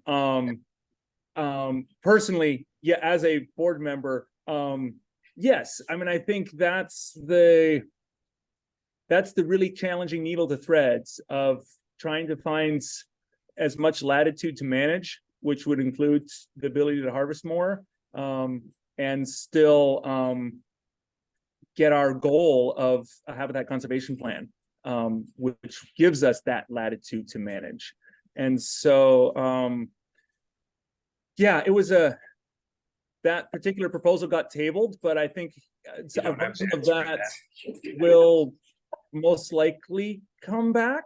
I would like to see some compromise, and exactly what that looks like and exactly what we have the ability to get done, I think we don't have much latitude to work. Yeah, I would like to see some sort of compromise that tries to thread that needle a little more delicately than we currently have, come back around. But I think we're all at this point waiting on modeling that hopefully will be out in December to give us a much better picture of what the future is going to look like there. So I think that'll be the next time we talk about this, was once we see some modeling, or much more accurate modeling.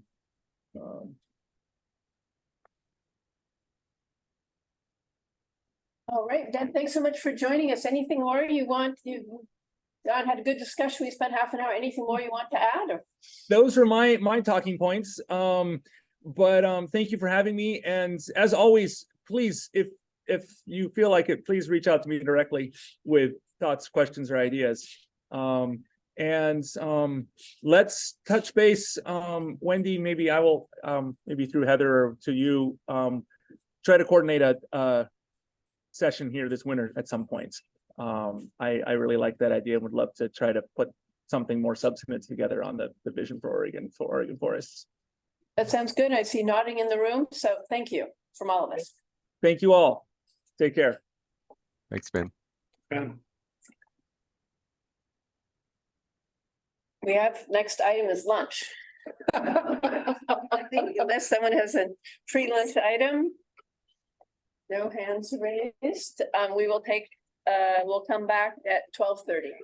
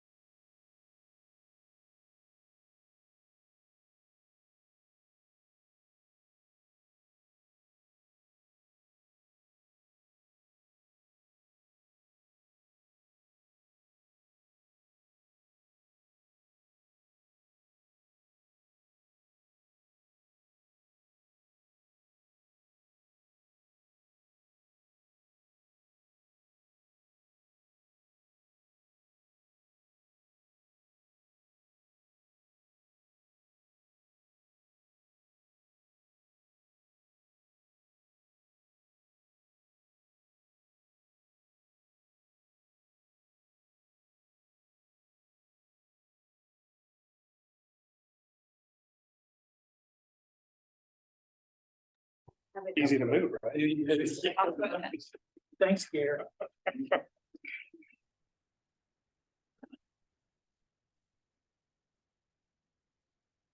Thanks for the nice lunch. Nice chatting with everybody.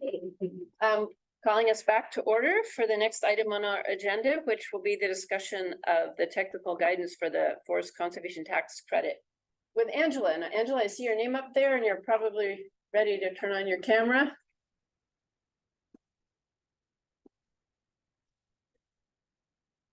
I wonder how she Do should. you have any members of the public who would like to turn on their camera and introduce themselves? That you could do that now as well. Oops, yeah.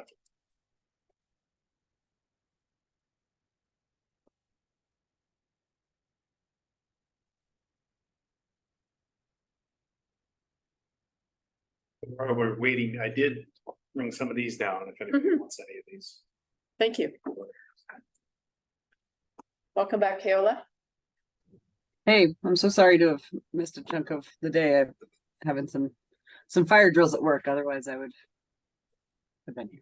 And I'll hand it over to Angela for a presentation on the tax credit. All right, thank you. Hi, everyone. I apologize in advance if there are any technical difficulties or loud noises. I'm getting a new roof today, and since I rent, I didn't have any control over the timing of that. And also at 12:28, my internet went down and I had to switch to my mobile hotspot. But here I am. I am excited to be able to talk to you all. I'll just give a brief introduction to myself and Abigail Spiegel, who's not able to be with us today. I met a lot of you at your March meeting when that was my first CFF meeting I was able to attend. I was hired back in December in a limited duration position to assist with setting up the Forest Conservation Tax Credit Program. I have been working actively on this program since that time, but in July of this year, I was hired into a permanent role as the SFO implementation coordinator, working under Jesse and Mike, working closely with Josh and Abigail on getting these programs set up. Abigail Spiegel is the lead on the Forest Conservation Tax Credit Program. She has created these documents that I'm going to share with you today. I've worked on them, so hopefully I will be able to answer your questions. But Abigail is out sick this week, so I am filling in for her without a lot of advance notice. So bear with me if I stumble through a few things that I didn't have enough time to prepare as well as I would like to have.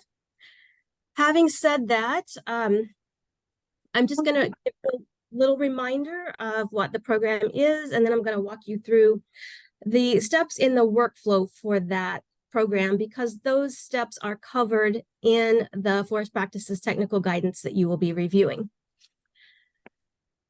So, and also feel free to interrupt with questions at any time. So, just as a reminder, the Forest Conservation Tax Credit Program was created as part of the Private Forest Accord enacted in Senate Bill 1502 as a tax incentive for SFOs who choose to support conservation and wildlife habitat by retaining a larger area than required along streams.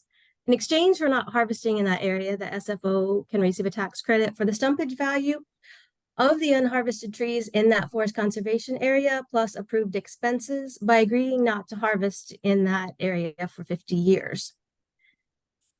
And we'll talk about the process involved in receiving that credit. I'm going to share my screen and share, oops, if I could be enabled to share my screen, I will do so. Okay, you should be able to now, Angela. Okay, great. Thank you.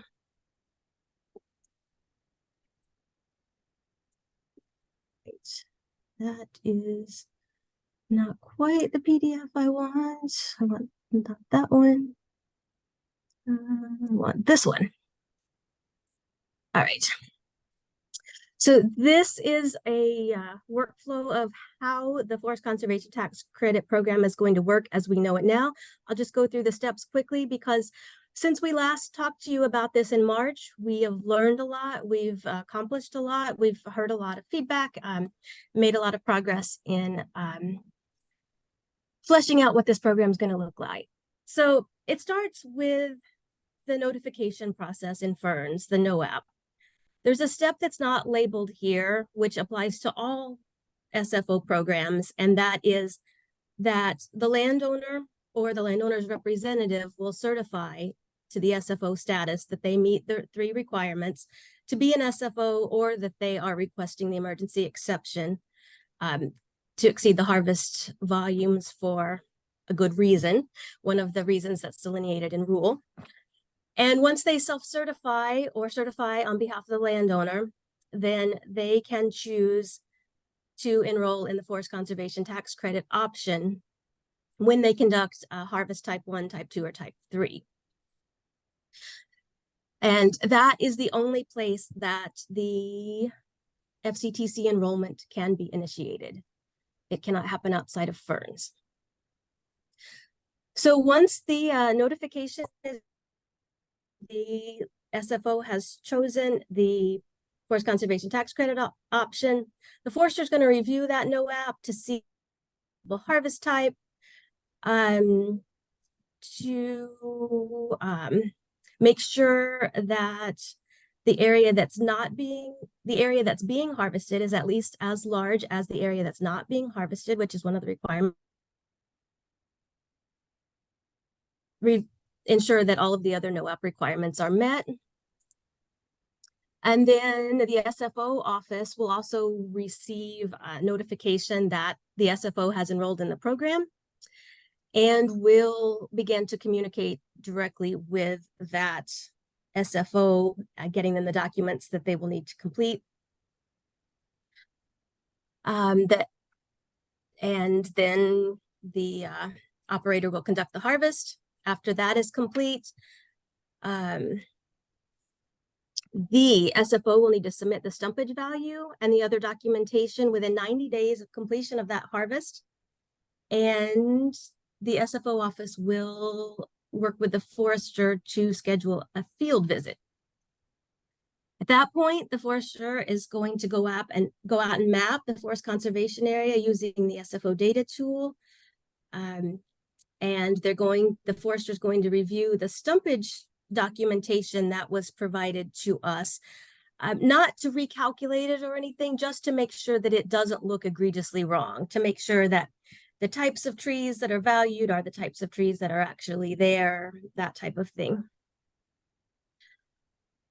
At that point, the SFO office, my team will review all of the information we have, request any additional information that we need.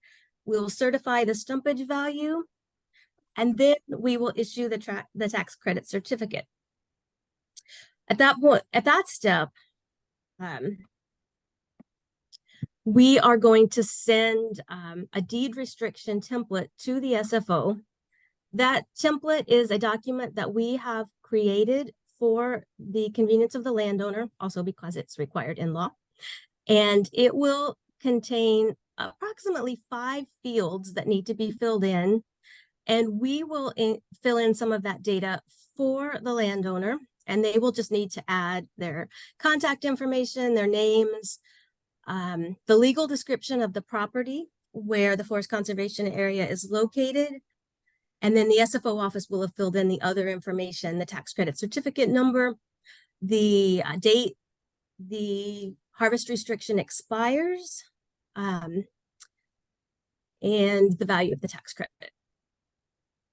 So then the small forest landowner is going to take that deed restriction template that's been completed. They're going to take it to their county clerk and file it, provide us documentation that they have done that filing, and then we will issue the final certificate to the landowner and to the Department of Revenue. The final step there in issuing the tax credit is that though this information has to be contained in Ferns.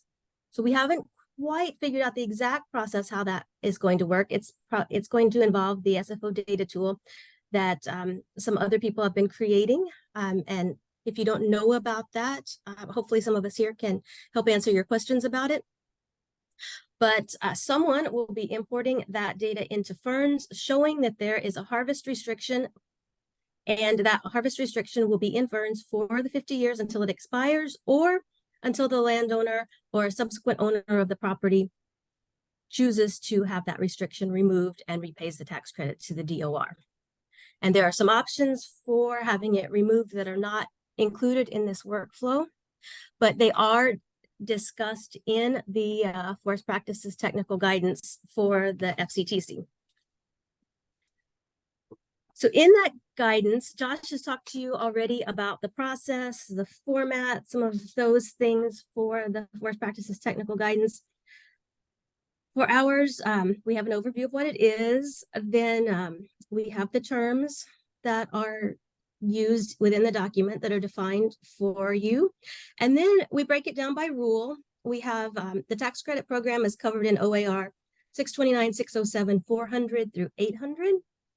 And the document quotes the appropriate section of rule and then has a discussion about the details of that rule. And it goes through the entire FCTC program and has a couple of resources at the end. So basically, that's my high-level overview of the process and of what you will be seeing when you receive this document that I will be sending to Heather later today. What would you like to talk about in terms of tax credit program? Rick? Yeah, great presentation. Rick Zen here. Are all the worksheets kind of figured out that you're going to be using? You have the worksheets finished? Not all of them. We still need to create the deed restriction removal document. And I believe there's one other document that Abigail is working on, but I can't tell you right now what that is. But we have most of it ready to go. Thank you. Dave? I was just thinking, is there going to be a process where we can see how effective this program is going to be? That is, you know, there's going to be SFOs that are just going to go to the minimum buffer width that they're entitled to do, but then there are going to be some that want to do go a little bit beyond that. But I'd be curious to know if there's some sort of a way that this data will be available so it can be studied to find out, A, is the program effective? B, if not, how can we make changes to make it more effective to satisfy the intent of the PFA to get a wider buffer width? That's a really good question, and I can't answer that definitively, but what I can say is that we'll be collecting adequate data to report on this. It's a little bit of a surprise. This is a really unique tax credit program in that it never expires. The tax credit can be used in one lump sum. It can be used over multiple consecutive or non-consecutive years. There are a lot of unusual things about it. And one of those is that it has no requirement for reporting to the legislature. So it has not been mandated how we report this information or that we do, but I know we will be gathering that kind of information for reporting on our compliance with the Habitat Conservation Plan, but it's too early to know what that's going to look like at this stage. Thanks.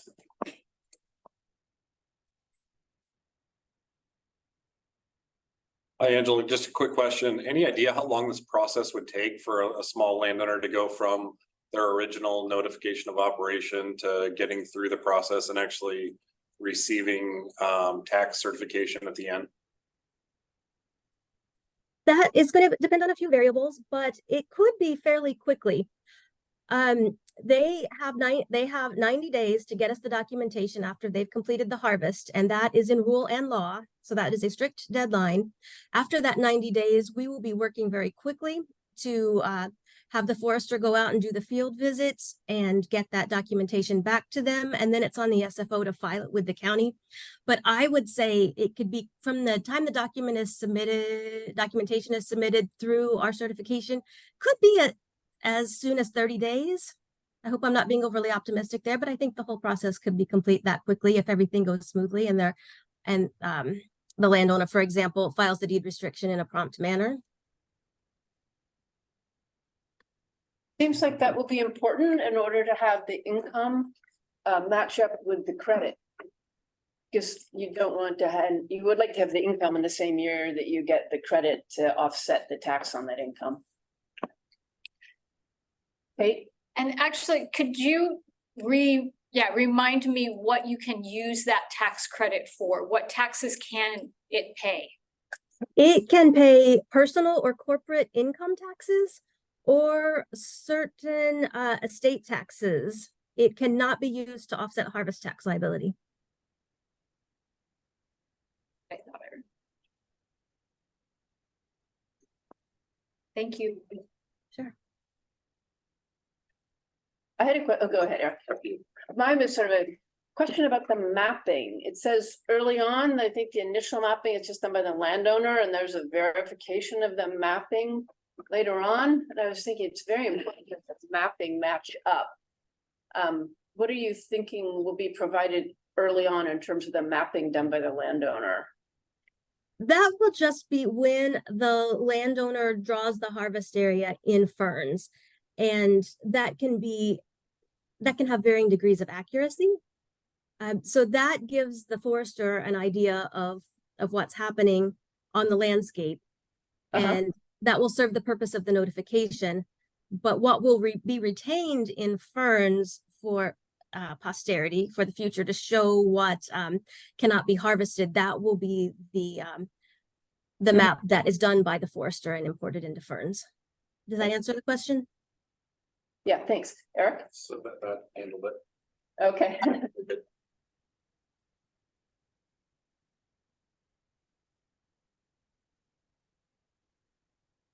Rick?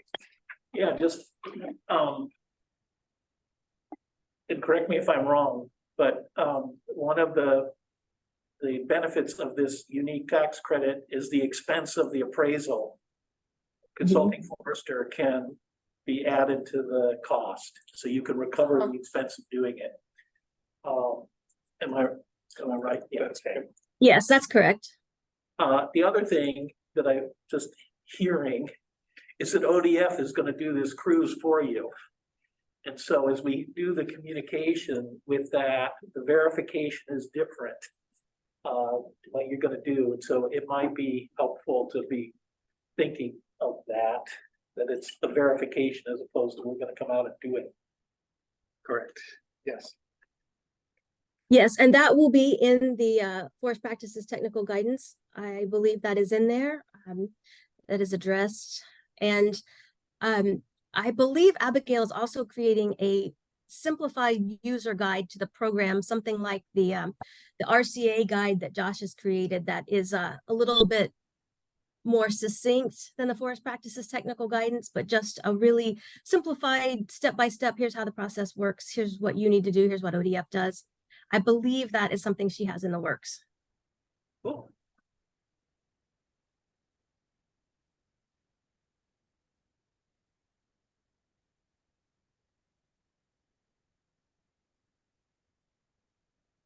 Are there any issues in here having to do with co-ownerships? I'm just thinking about the form of ownership, and since it could be like a LLC or a corporation or an individual, say, but small family landowners often, have like two people jointly owning real estate. I haven't thought of any issues there, but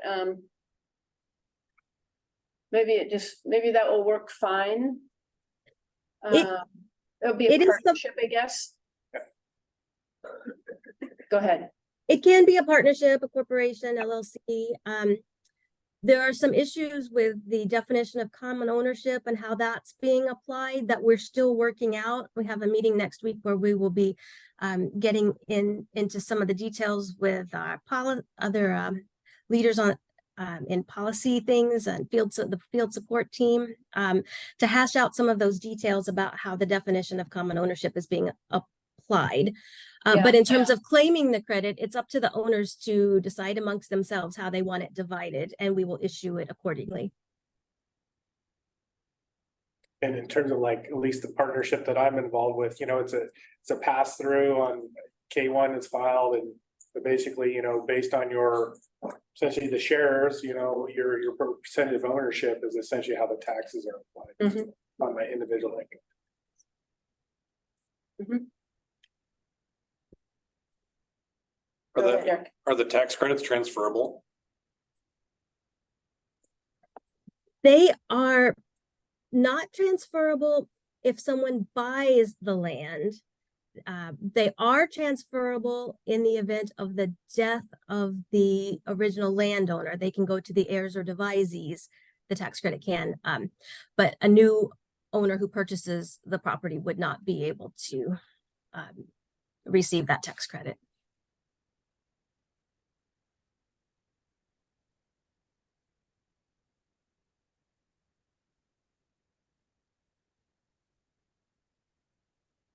I will add, however, that if a person a successor owner purchases the property and does not want to abide by that 50-year harvest restriction, they can pay back the tax credit with interest and have that restriction removed.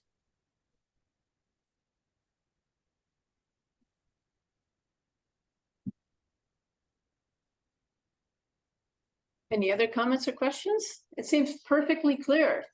And I liked your outlines. I was thinking that to see the slides, both Josh's and these, would be helpful for me and perhaps others in terms of when we're reviewing the technical guidance.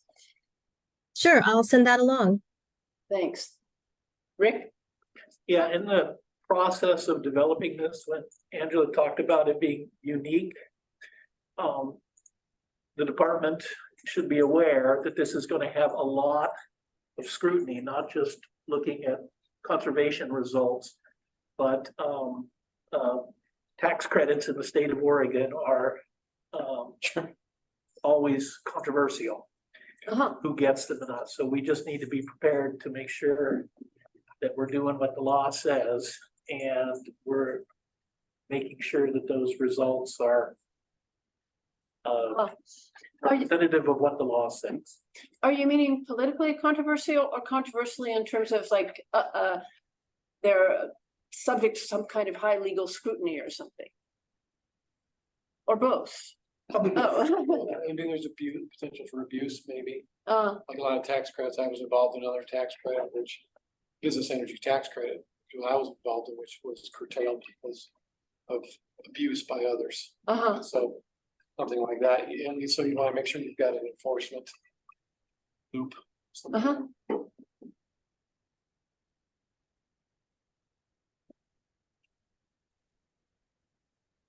you think about it, it's public money. Right? So you gotta be held accountable.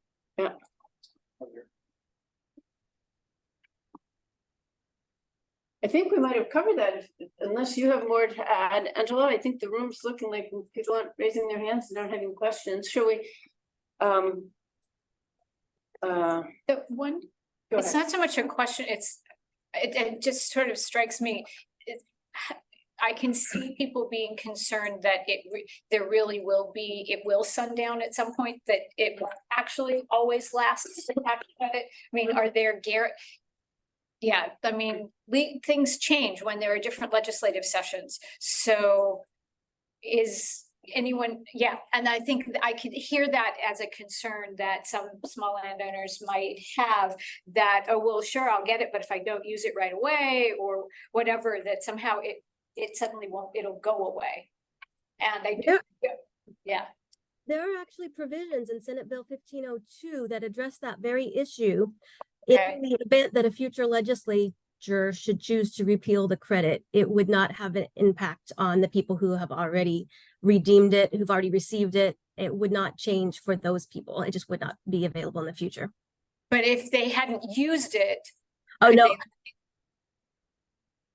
Yes, I believe that is addressed in the 1502 as well. But I think in fact sheets, that's going to be the kind of thing that would be an important piece to address, just because the issue of trust. Yes, that's a very good point, and I'll make a note of that and share it with Abigail.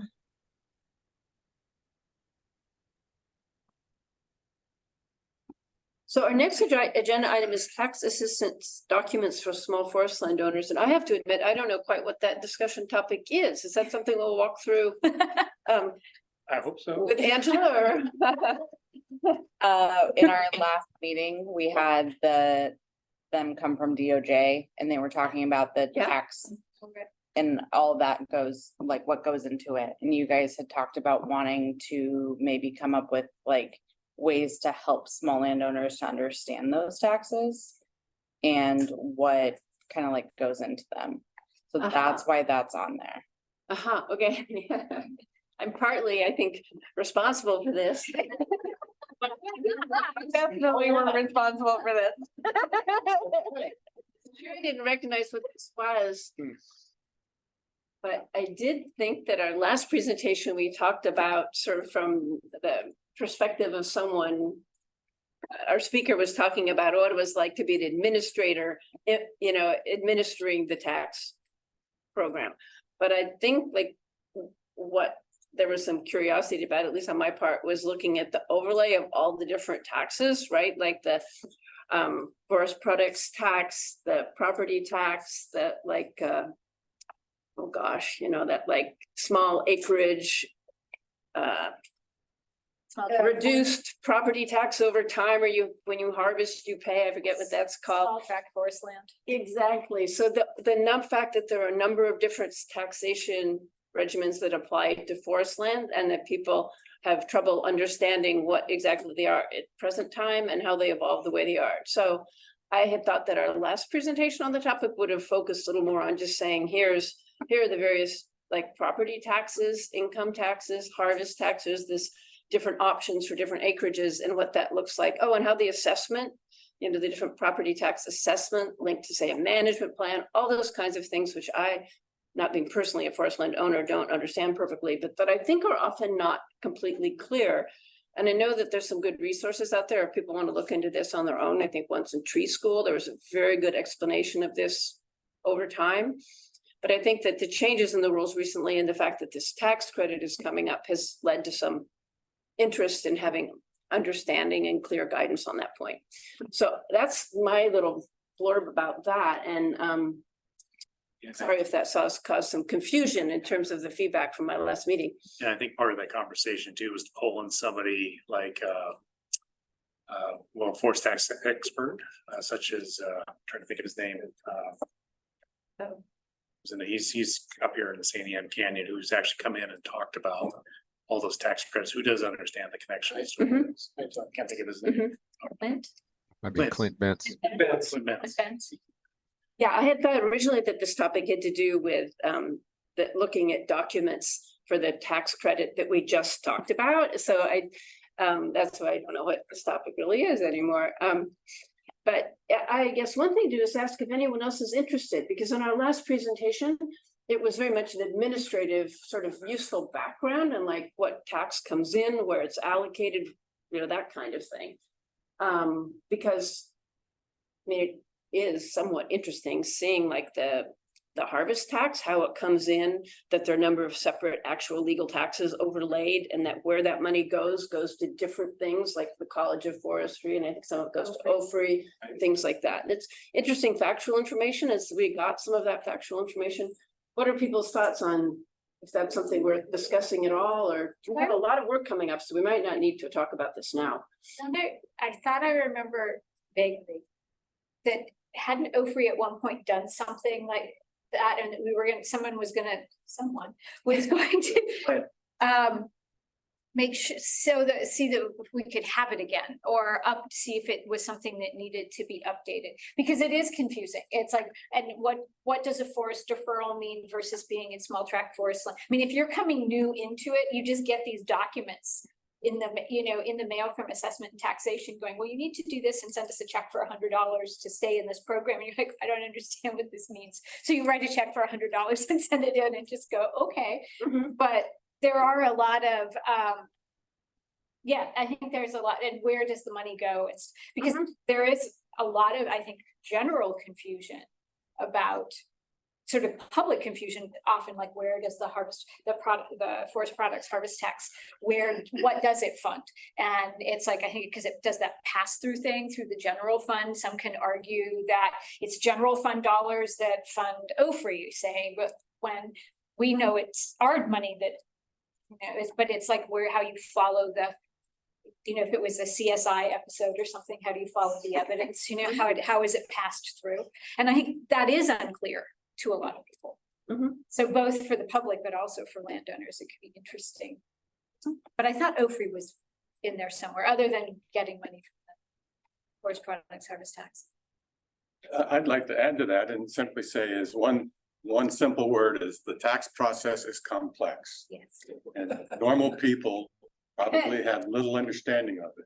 So it won't hurt to put some type of template or program together that identifies the layers of taxation with the various state agencies.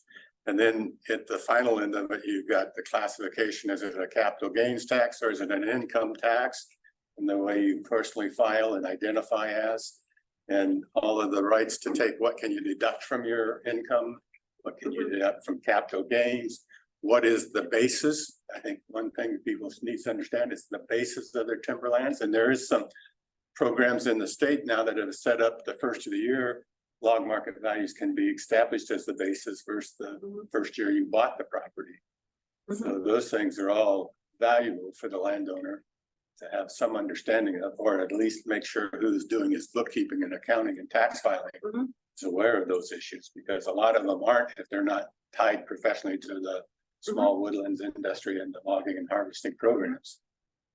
Almost two levels though here of depth. I mean, there's that level. I mean, Clint Bentz is given, multi-hour seminars just on the intricacies of bases and whatnot versus just a general overview of the different taxes that are out there and small tract forest land versus standard timber deferral, that sort of thing, which could be done in, half an hour or whatever.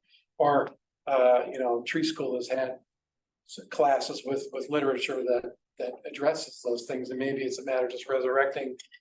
Glenn, the speakers that have given talks on this posted that I think there was one just at the last Tree School on taxes that maybe that's worthwhile just resurrecting from the CCC or for your storage and sending it to us so that people can see it.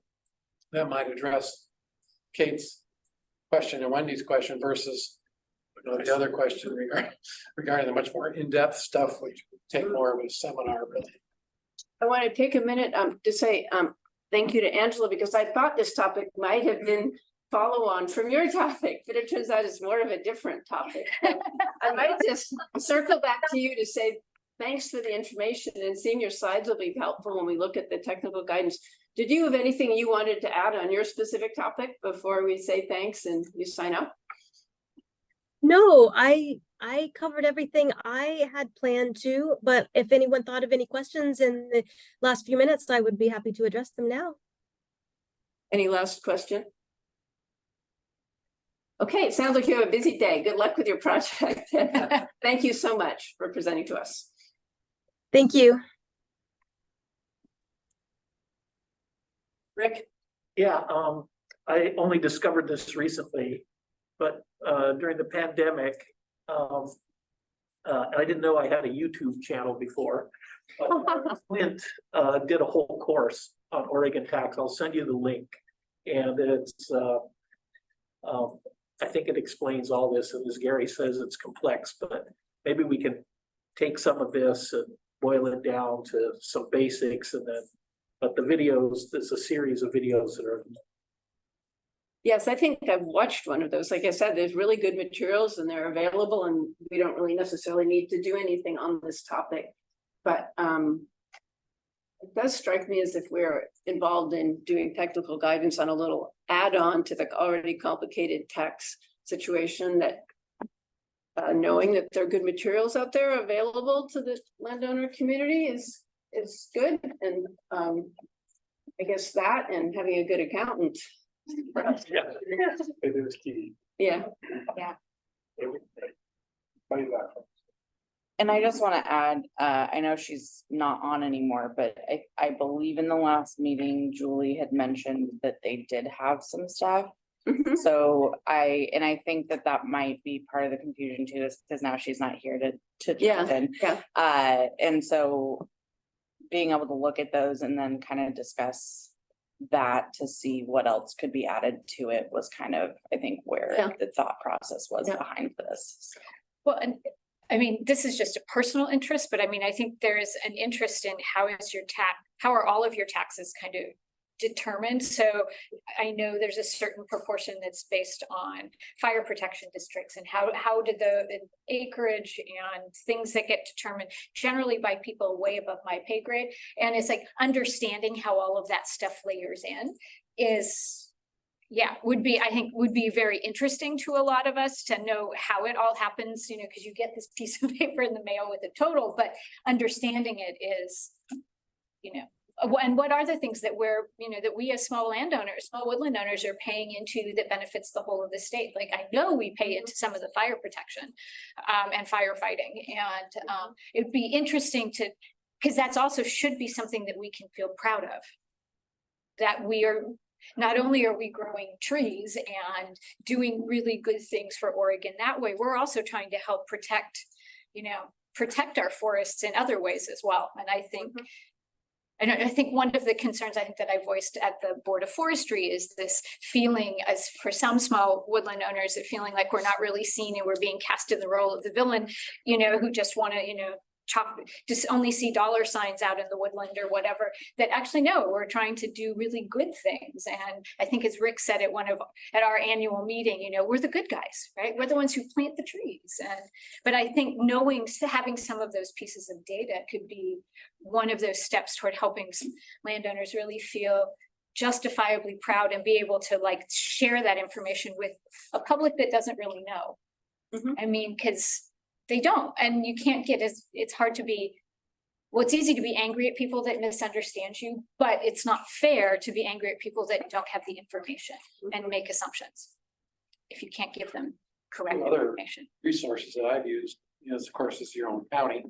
Clackamas County, for example, has a good information that I've utilized for taxes. You can get exactly how your breakdown of where it's going. So that's the first thing. Second thing is the Oregon Department of Revenue has a good website. You can gain a lot of this information. You just have to take the time to ferret through and find what you want, but a lot of it is there. In alignment with that is when we look at the forest harvest tax, there has been recent discussions of increasing it to help ODF fund their budgets. And so I would say that becomes a subject of interest of landowners as well. And I don't know how it's a political issue more so than what we're working with, but it would be a factor that impacts forest harvest. Yes. Well, Wendy, you're right on. Senator Steiner is working on the tax issues right now, especially related to fire and general fund and where those monies come from. So education is part of this process, but it's, as Kate said, it's something that this group should probably look at every couple of years. So we know, as folks in the community, we can talk about it a little bit more or point to resources, but it is complicated. Yeah, I don't really see an action item here for this committee. If someone else does, like we want to talk about it more or want to set up another briefing or something like that, someone could raise it. I think I was just feeling like the last presentation was a little more from the, like I said, the administrative perspective, and it's useful for everyone to understand a bit the overview of all those different taxes, who's imposing them, who gets paid, where the money flows and so forth.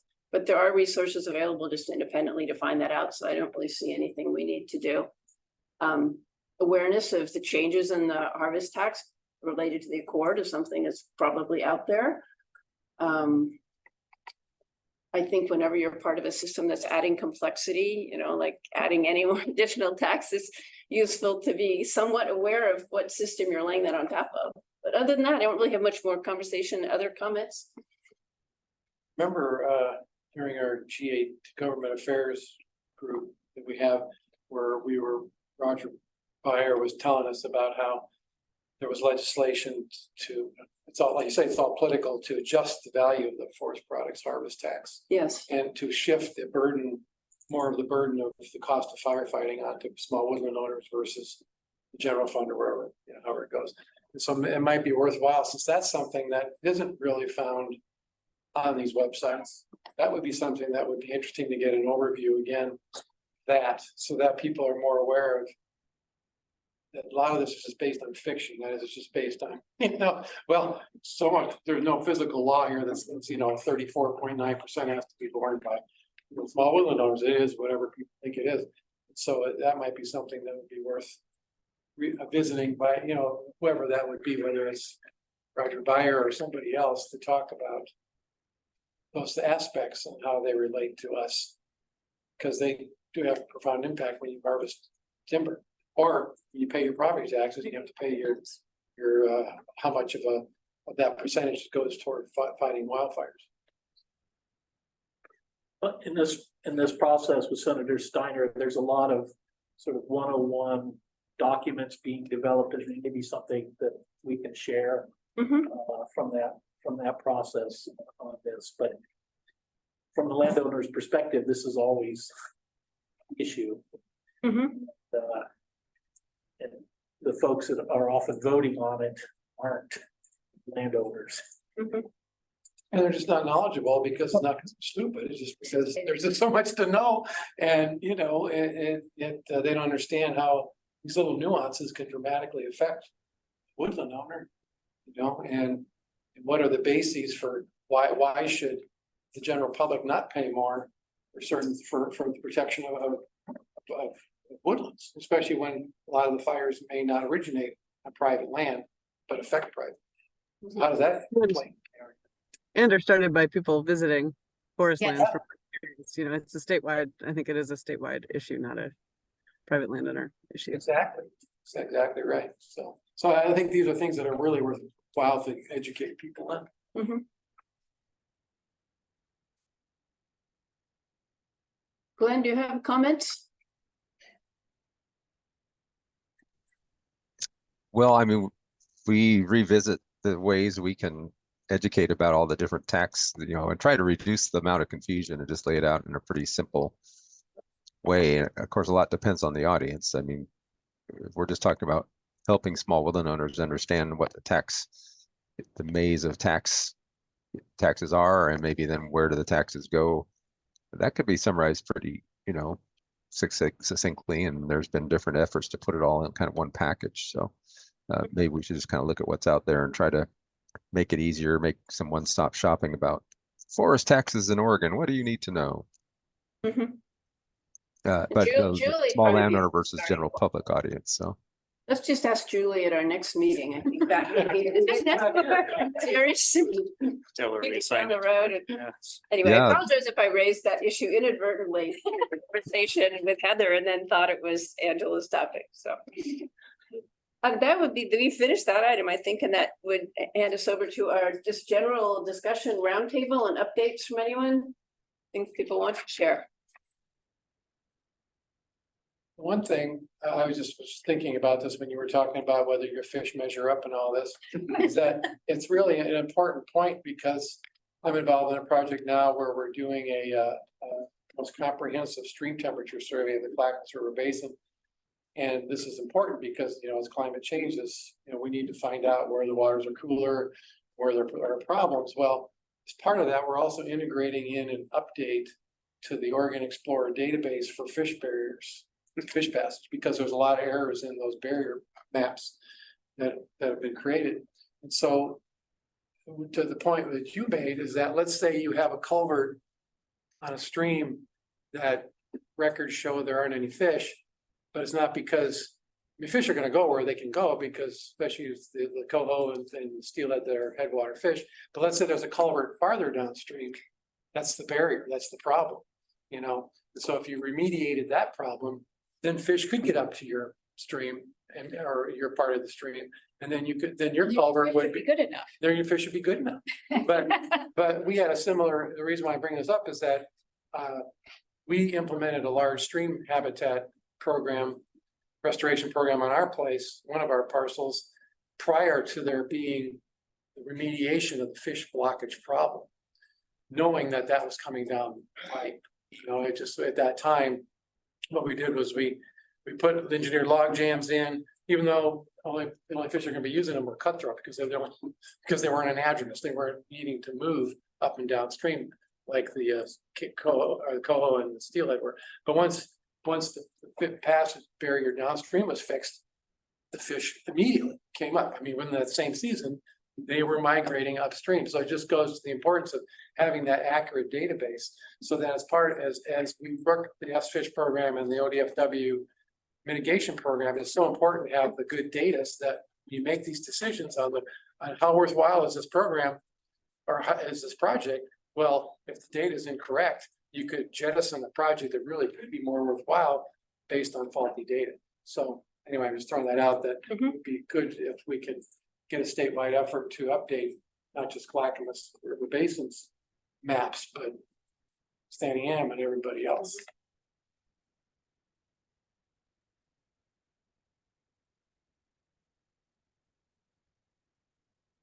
Rick.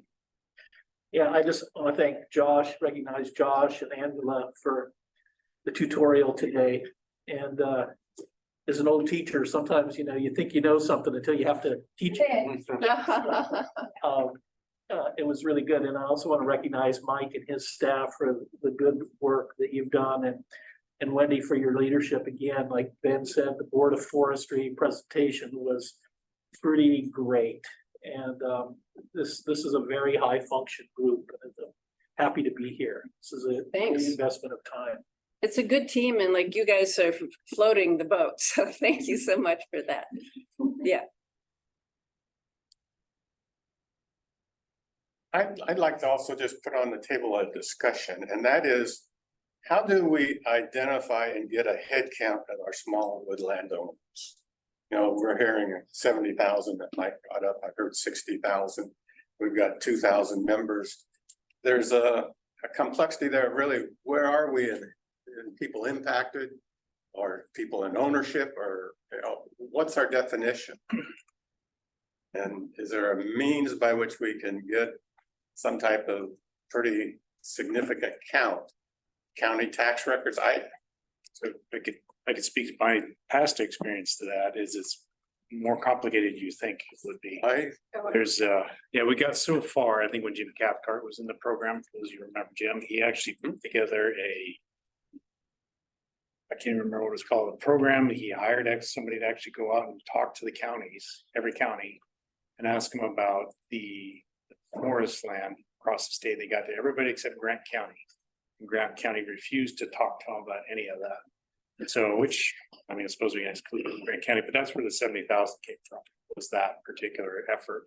That was 11 years ago. I don't know if they've updated it since then. I'd say it's changed. And then the dynamics of that is in the grouping and, land ownerships under 100 acres. And that's the other issue. It keeps changing. Sizes, because again, the activity level and involvement and issues of how to be active.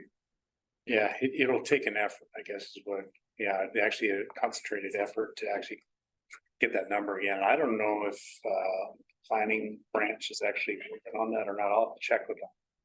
But I'll check. I'm not gonna say anything. I thought they were actually thinking of doing that again. Well, we talk about that a lot and have revisited it multiple times over the years. The partnership, the Oregon Partnership for Forestry Education and OFRI, and of course Jim Cathcart, that was kind of a spearhead of that, but teaming up with the partnership. The data could be had, the GIS capabilities, overlaying tax lots. Ultimately we ended up, with a database where someone laboriously removed all the duplicates and figured out which landowners really owned what parcels and aggregate them together under one name. And then you look at an overlay of where are the trees, from a vegetation GIS layer, and then take anybody who's got more than 2 acres of trees and say they're a woodland owner, and you could get a pretty comprehensive database. It's quite, it's doable, it's laborious, and it needs to be updated. but that's actually what I used for my tree school mailing list, was to identify, the landowners that I thought might be interested in tree school. So, but it definitely needs to be done again, and I need to invest some in it, and we need, the GIS help. But the data is available.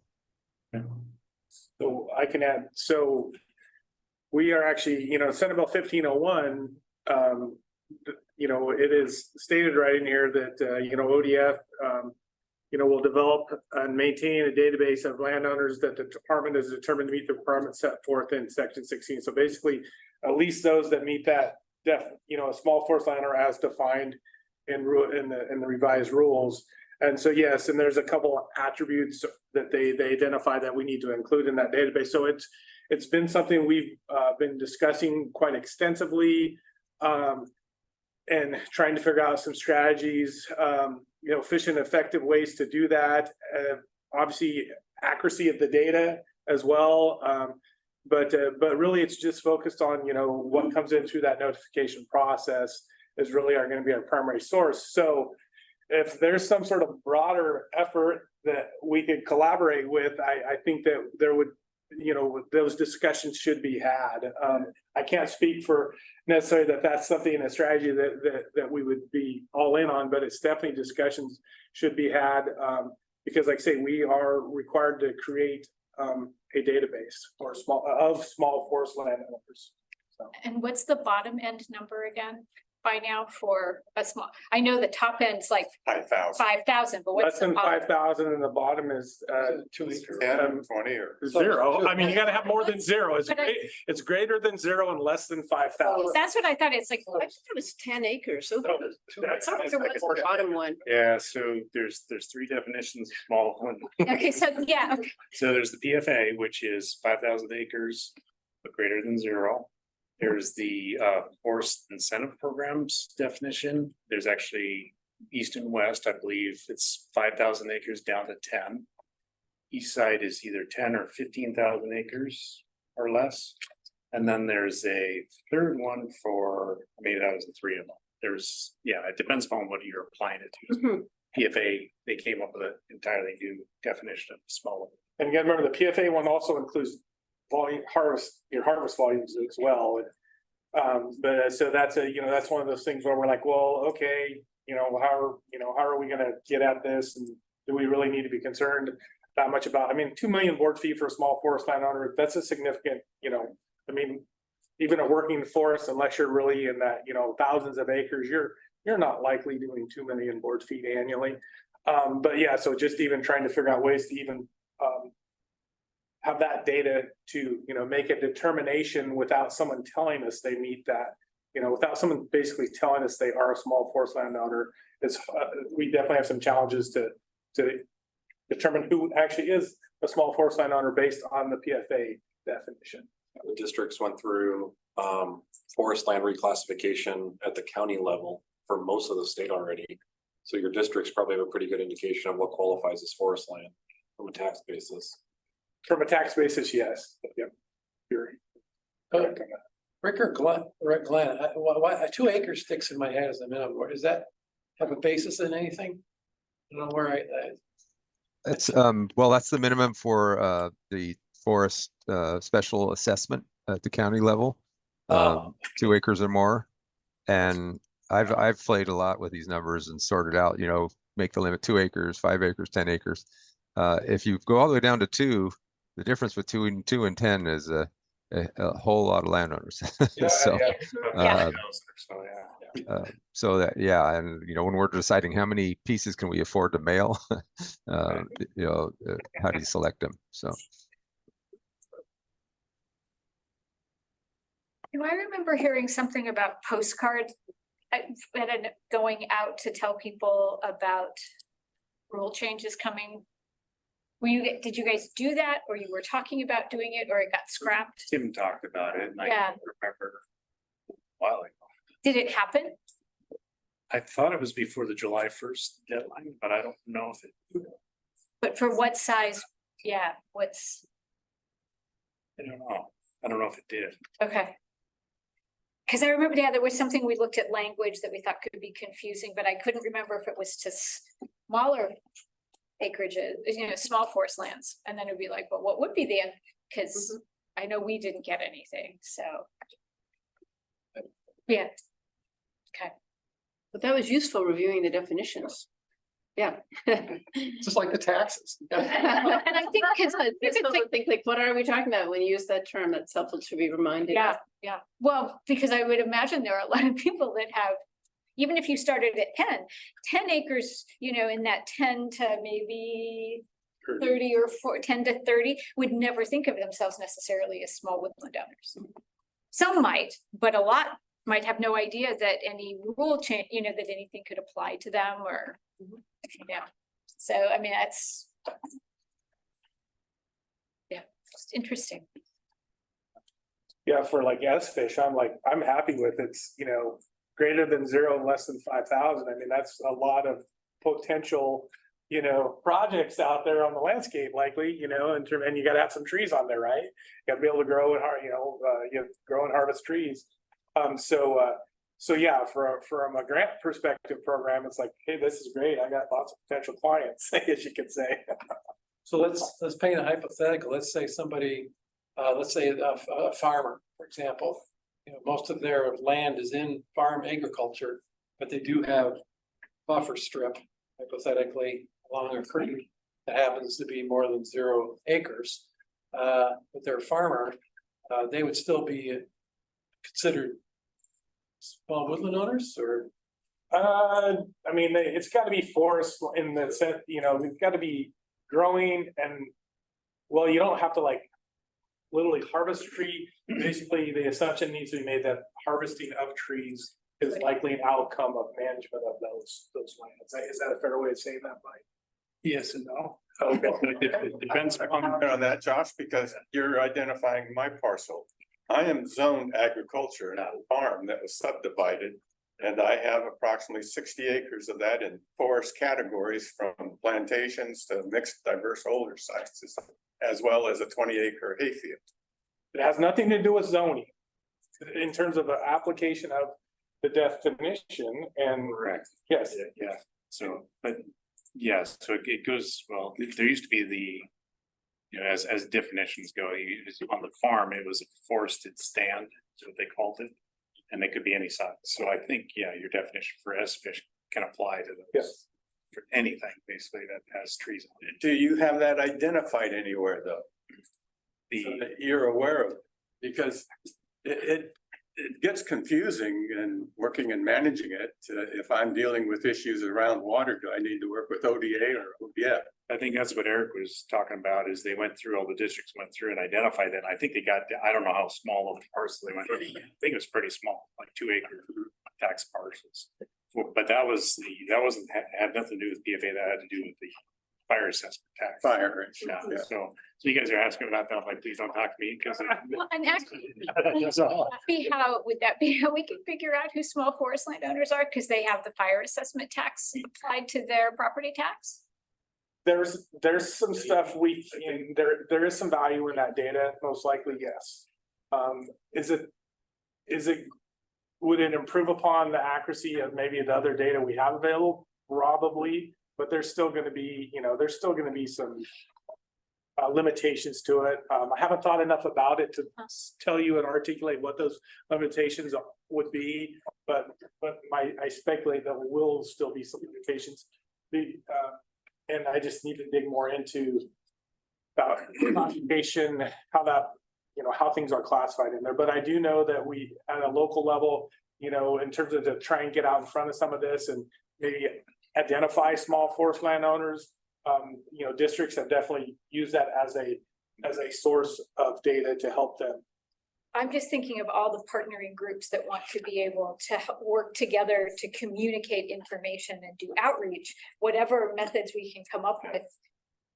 I think, like Glenn was saying, if we could find that old program, the Partnership for Forestry Education put together, maybe we'll look for that thing. I think I agree with Glenn. If we can clean that up, I think that'd be a very quick and easy project.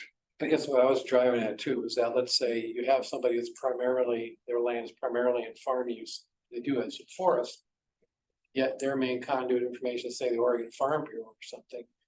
they should still be, I mean, they still have trees. I mean, nature doesn't know whether they're a farmer or a logger. So it seems like they should be kept abreast of these things just like we are somehow. So how do you get that information out to them so that maybe even they may consider, you know, with all the other benefits coming down the road with carbon storage and sequestration, why not? Maybe they would consider converting some more of their hay field to growing trees, you know? So I don't know, I've been thinking about that, how to, because forest owners are really not the culprit anymore. You know, it's the laws have changed enough that it seems to me that, and people have become educated enough that there's a lot more good that's being had versus other aspects, other natural resource owners that could be educated just as much, but maybe not have had that opportunity yet because they're not classified as woodland. So one avenue we've gone through in the past is the CRP program or CREP for us.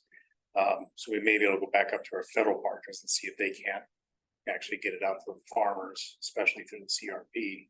Let them know about the yes fish. That might be one avenue. Suggest. The local soil and water conservation districts too might be another councils. And yeah, we're definitely in terms of especially outreach and informing them, educating them, and because yeah, I mean they're, you know, in addition to our stewardship, local foresters, SFO foresters, I mean, you know, they're our primary tool for you know, kind of that local communication relationships with landowners, whether they call themselves a small forest landowner or a farmer, you know, they're interacting with both of those groups. So. And somehow something that isn't predicated on filing a notification for harvest seems like a good thing, because you miss out on an awful lot of small woodland owners if they have to be harvesting to be counted as a small woodland owner. In terms of being able to bring them together and help them learn. I mean, because healthy forests take a lot of other care as well. So and if we keep talking over and over again, how do we reach out to all of these different people? Because they're all impacted by fire or needing to do fuels mitigation or all of those kinds of things. And whether it's incentive programs or the ability to, you know, where funds come in for particular kinds of projects or tree schools, whatever it might be, the broader we can make some of those bigger those nets can be, broader those networks can be. Yeah, I think that would be all to the good. Speaking of someone who'll never get to file a notification for harvesting in my lifetime, so, which, you know, that's okay, but, you know, still feel like a small woodland owner. Yeah, you're growing. They're little trees. We saw them. Yeah, they look great from scratch. Yeah. More roundtable updates or topics? I can't see the clock, but I see Mike looking. Oh, it's 1:35, but anyway. I could give you there's an update from Extension in that we're doing a whole lot of searches for new faculty. So good news is we hired a new Lynn, Benton, and Polk County Extension Forester who starts Monday. But now we've got Columbia, Washington, Yamhill County. We've got Jackson and Josephine County. We have Central Oregon. Those are all vacant. We're hiring a new watershed specialist. We're hiring a new Christmas tree specialist. We just hired we got a piece of the new Tammy Cushing, who was used to be our forest business and tax specialist. There's a new Starker chair person starting up. So there's all kinds of changes and new things happening, and probably lots of growth going on in the organization. So that's just a heads up from us. And we're having a tree school field day October 7th at Hopkins Demonstration Forest. So y'all come. But I have a question, which is, does your faculty include experts in like carbon offset credits and other kind of ecosystem services and like carbon inventories and that kind of technology?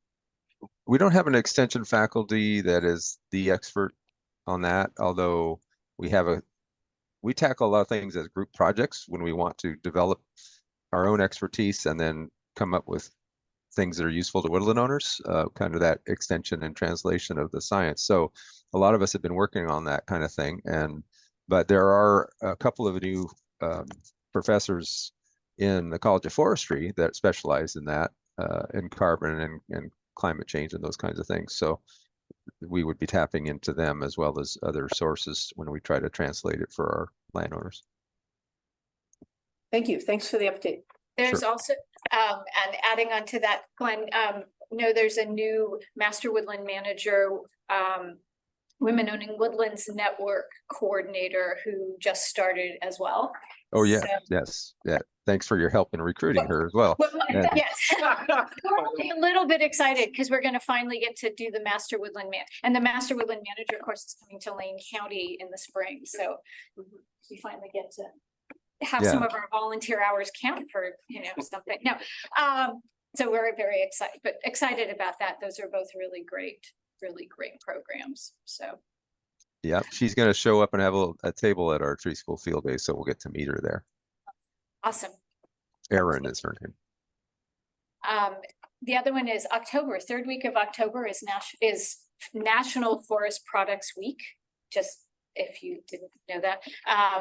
Oregon Women in Timber that T and I are also a part of, and we always celebrate it for the whole month. So depending on what county you're living in, you might find yourself someplace where there's a coaster that says something about forest products, or coffee sleeves with forest facts on them, or random ads running on radio stations or in movie theaters, because a number of the different chapters are doing that sort of thing. So, but yeah. I didn't know about this. I mean. Yeah, so we've actually celebrated National Forest Product. Well, OWIT does it for the whole month, and we've done it for actually certainly as long as we've only been part of it for a few years, but I think it's been going on for quite a long time to celebrate through the whole of the month. But it's been National Forest Products Week federally since I think the 60s. So yeah, good to know. I think this week is like trucking awareness and appreciation week or something, according to Instagram. But yeah, so it's a kind of a great time to be really proud of being part of the forest because our forests give us a whole lot, right? Because some of it's like the things all around us, but a lot of it is also habitat and healthy watersheds and all of those things. So we just had our local chapter meeting last night. We didn't even, the subject wasn't even broached. So write this down. Right then. We'll come and visit next year, and we need to get it. We could get it. Hope you guys get an OWIT chapter started. Yeah, sure. Up Clackamas County, we got a lot of landowners. So. Yeah. Wow. Amanda had emailed an update. I don't know if you wanted me to read that out loud. Of whom, Amanda? Yeah. Yes. Okay.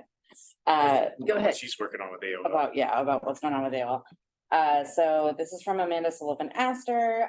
Lots happening at AOL, but I think the most relevant thing to share is our intent to pass a workforce study bill during the short legislative session. It is still being contemplated, but we hope to have it in place that is shareable by the next meeting. We are also working on a new grant program out of USDA to help with forestry workforce challenges. Also, she will be headed to DC at the end of the month for AOL, and they are working hard to remove federal barriers that restrict financial viability of a biomass market in Oregon for renewable energy production, electricity, liquid fuels, and hydrogen. Creating a new market and growing current markets in this space could be a huge help to small woodland owners who may not need to remove much, if any commercial material from their land to achieve their desired condition or fuels mitigation goals. Wow. And nothing big. Yeah. Thanks for the update from Amanda. Great. One other quick thing, and Glenn can chime in if you'd like, but the OSU Extension late last year and early this year produced a marvelous set of forest pollinator videos. So, if you don't want to delve into the intricacies of taxes, you can look at these videos and they're really well done. They talk about how forest landowners can easily improve their property for pollinators, by planting native wildflowers and this and that. So, and they're, like I said, they're well-crafted videos, and I would highly recommend anybody that's interested in doing that or exploring that topic to check them out, because they're short videos, they're about 5 minutes or something. So they're worth a watch.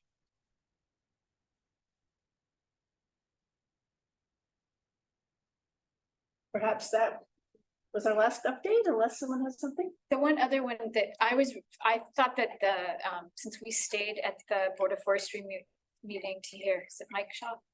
Yeah, to do the fire, that I know that at least one other year we had someone come at the end of fire season, but to do that kind of recap, I think it's kind of both really interesting information, really relevant information, since, we help pay for some of that. But it's also, another chance maybe for some ODF staff to get a lot of kudos from all of us who, for those of us who are surrounded by federal forests, to be really amazingly grateful for ODF on fires and how ODF and industry partners, keep our lands from burning up. More often than not. Touch wood. Yeah, well, so This is fake. but it was really interesting, but and I think anytime we can, do cheerleading for ODF staff, I think that's not a bad thing. Because enough of this other stuff we talked about is contentious. All right, I think I'm gonna wrap up the meeting unless someone says don't. So not seeing an objection, I am adjourning the meeting. Thanks, everyone. Packed full of content. We have a lot of work ahead of us. Sounds like we'll have a doodle poll about our special meeting to go over the technical guidance. Thank you very much for being here today. Thank you. Thanks, everyone. Bye. Thank you all. Thank you, Wendy. That's now the first.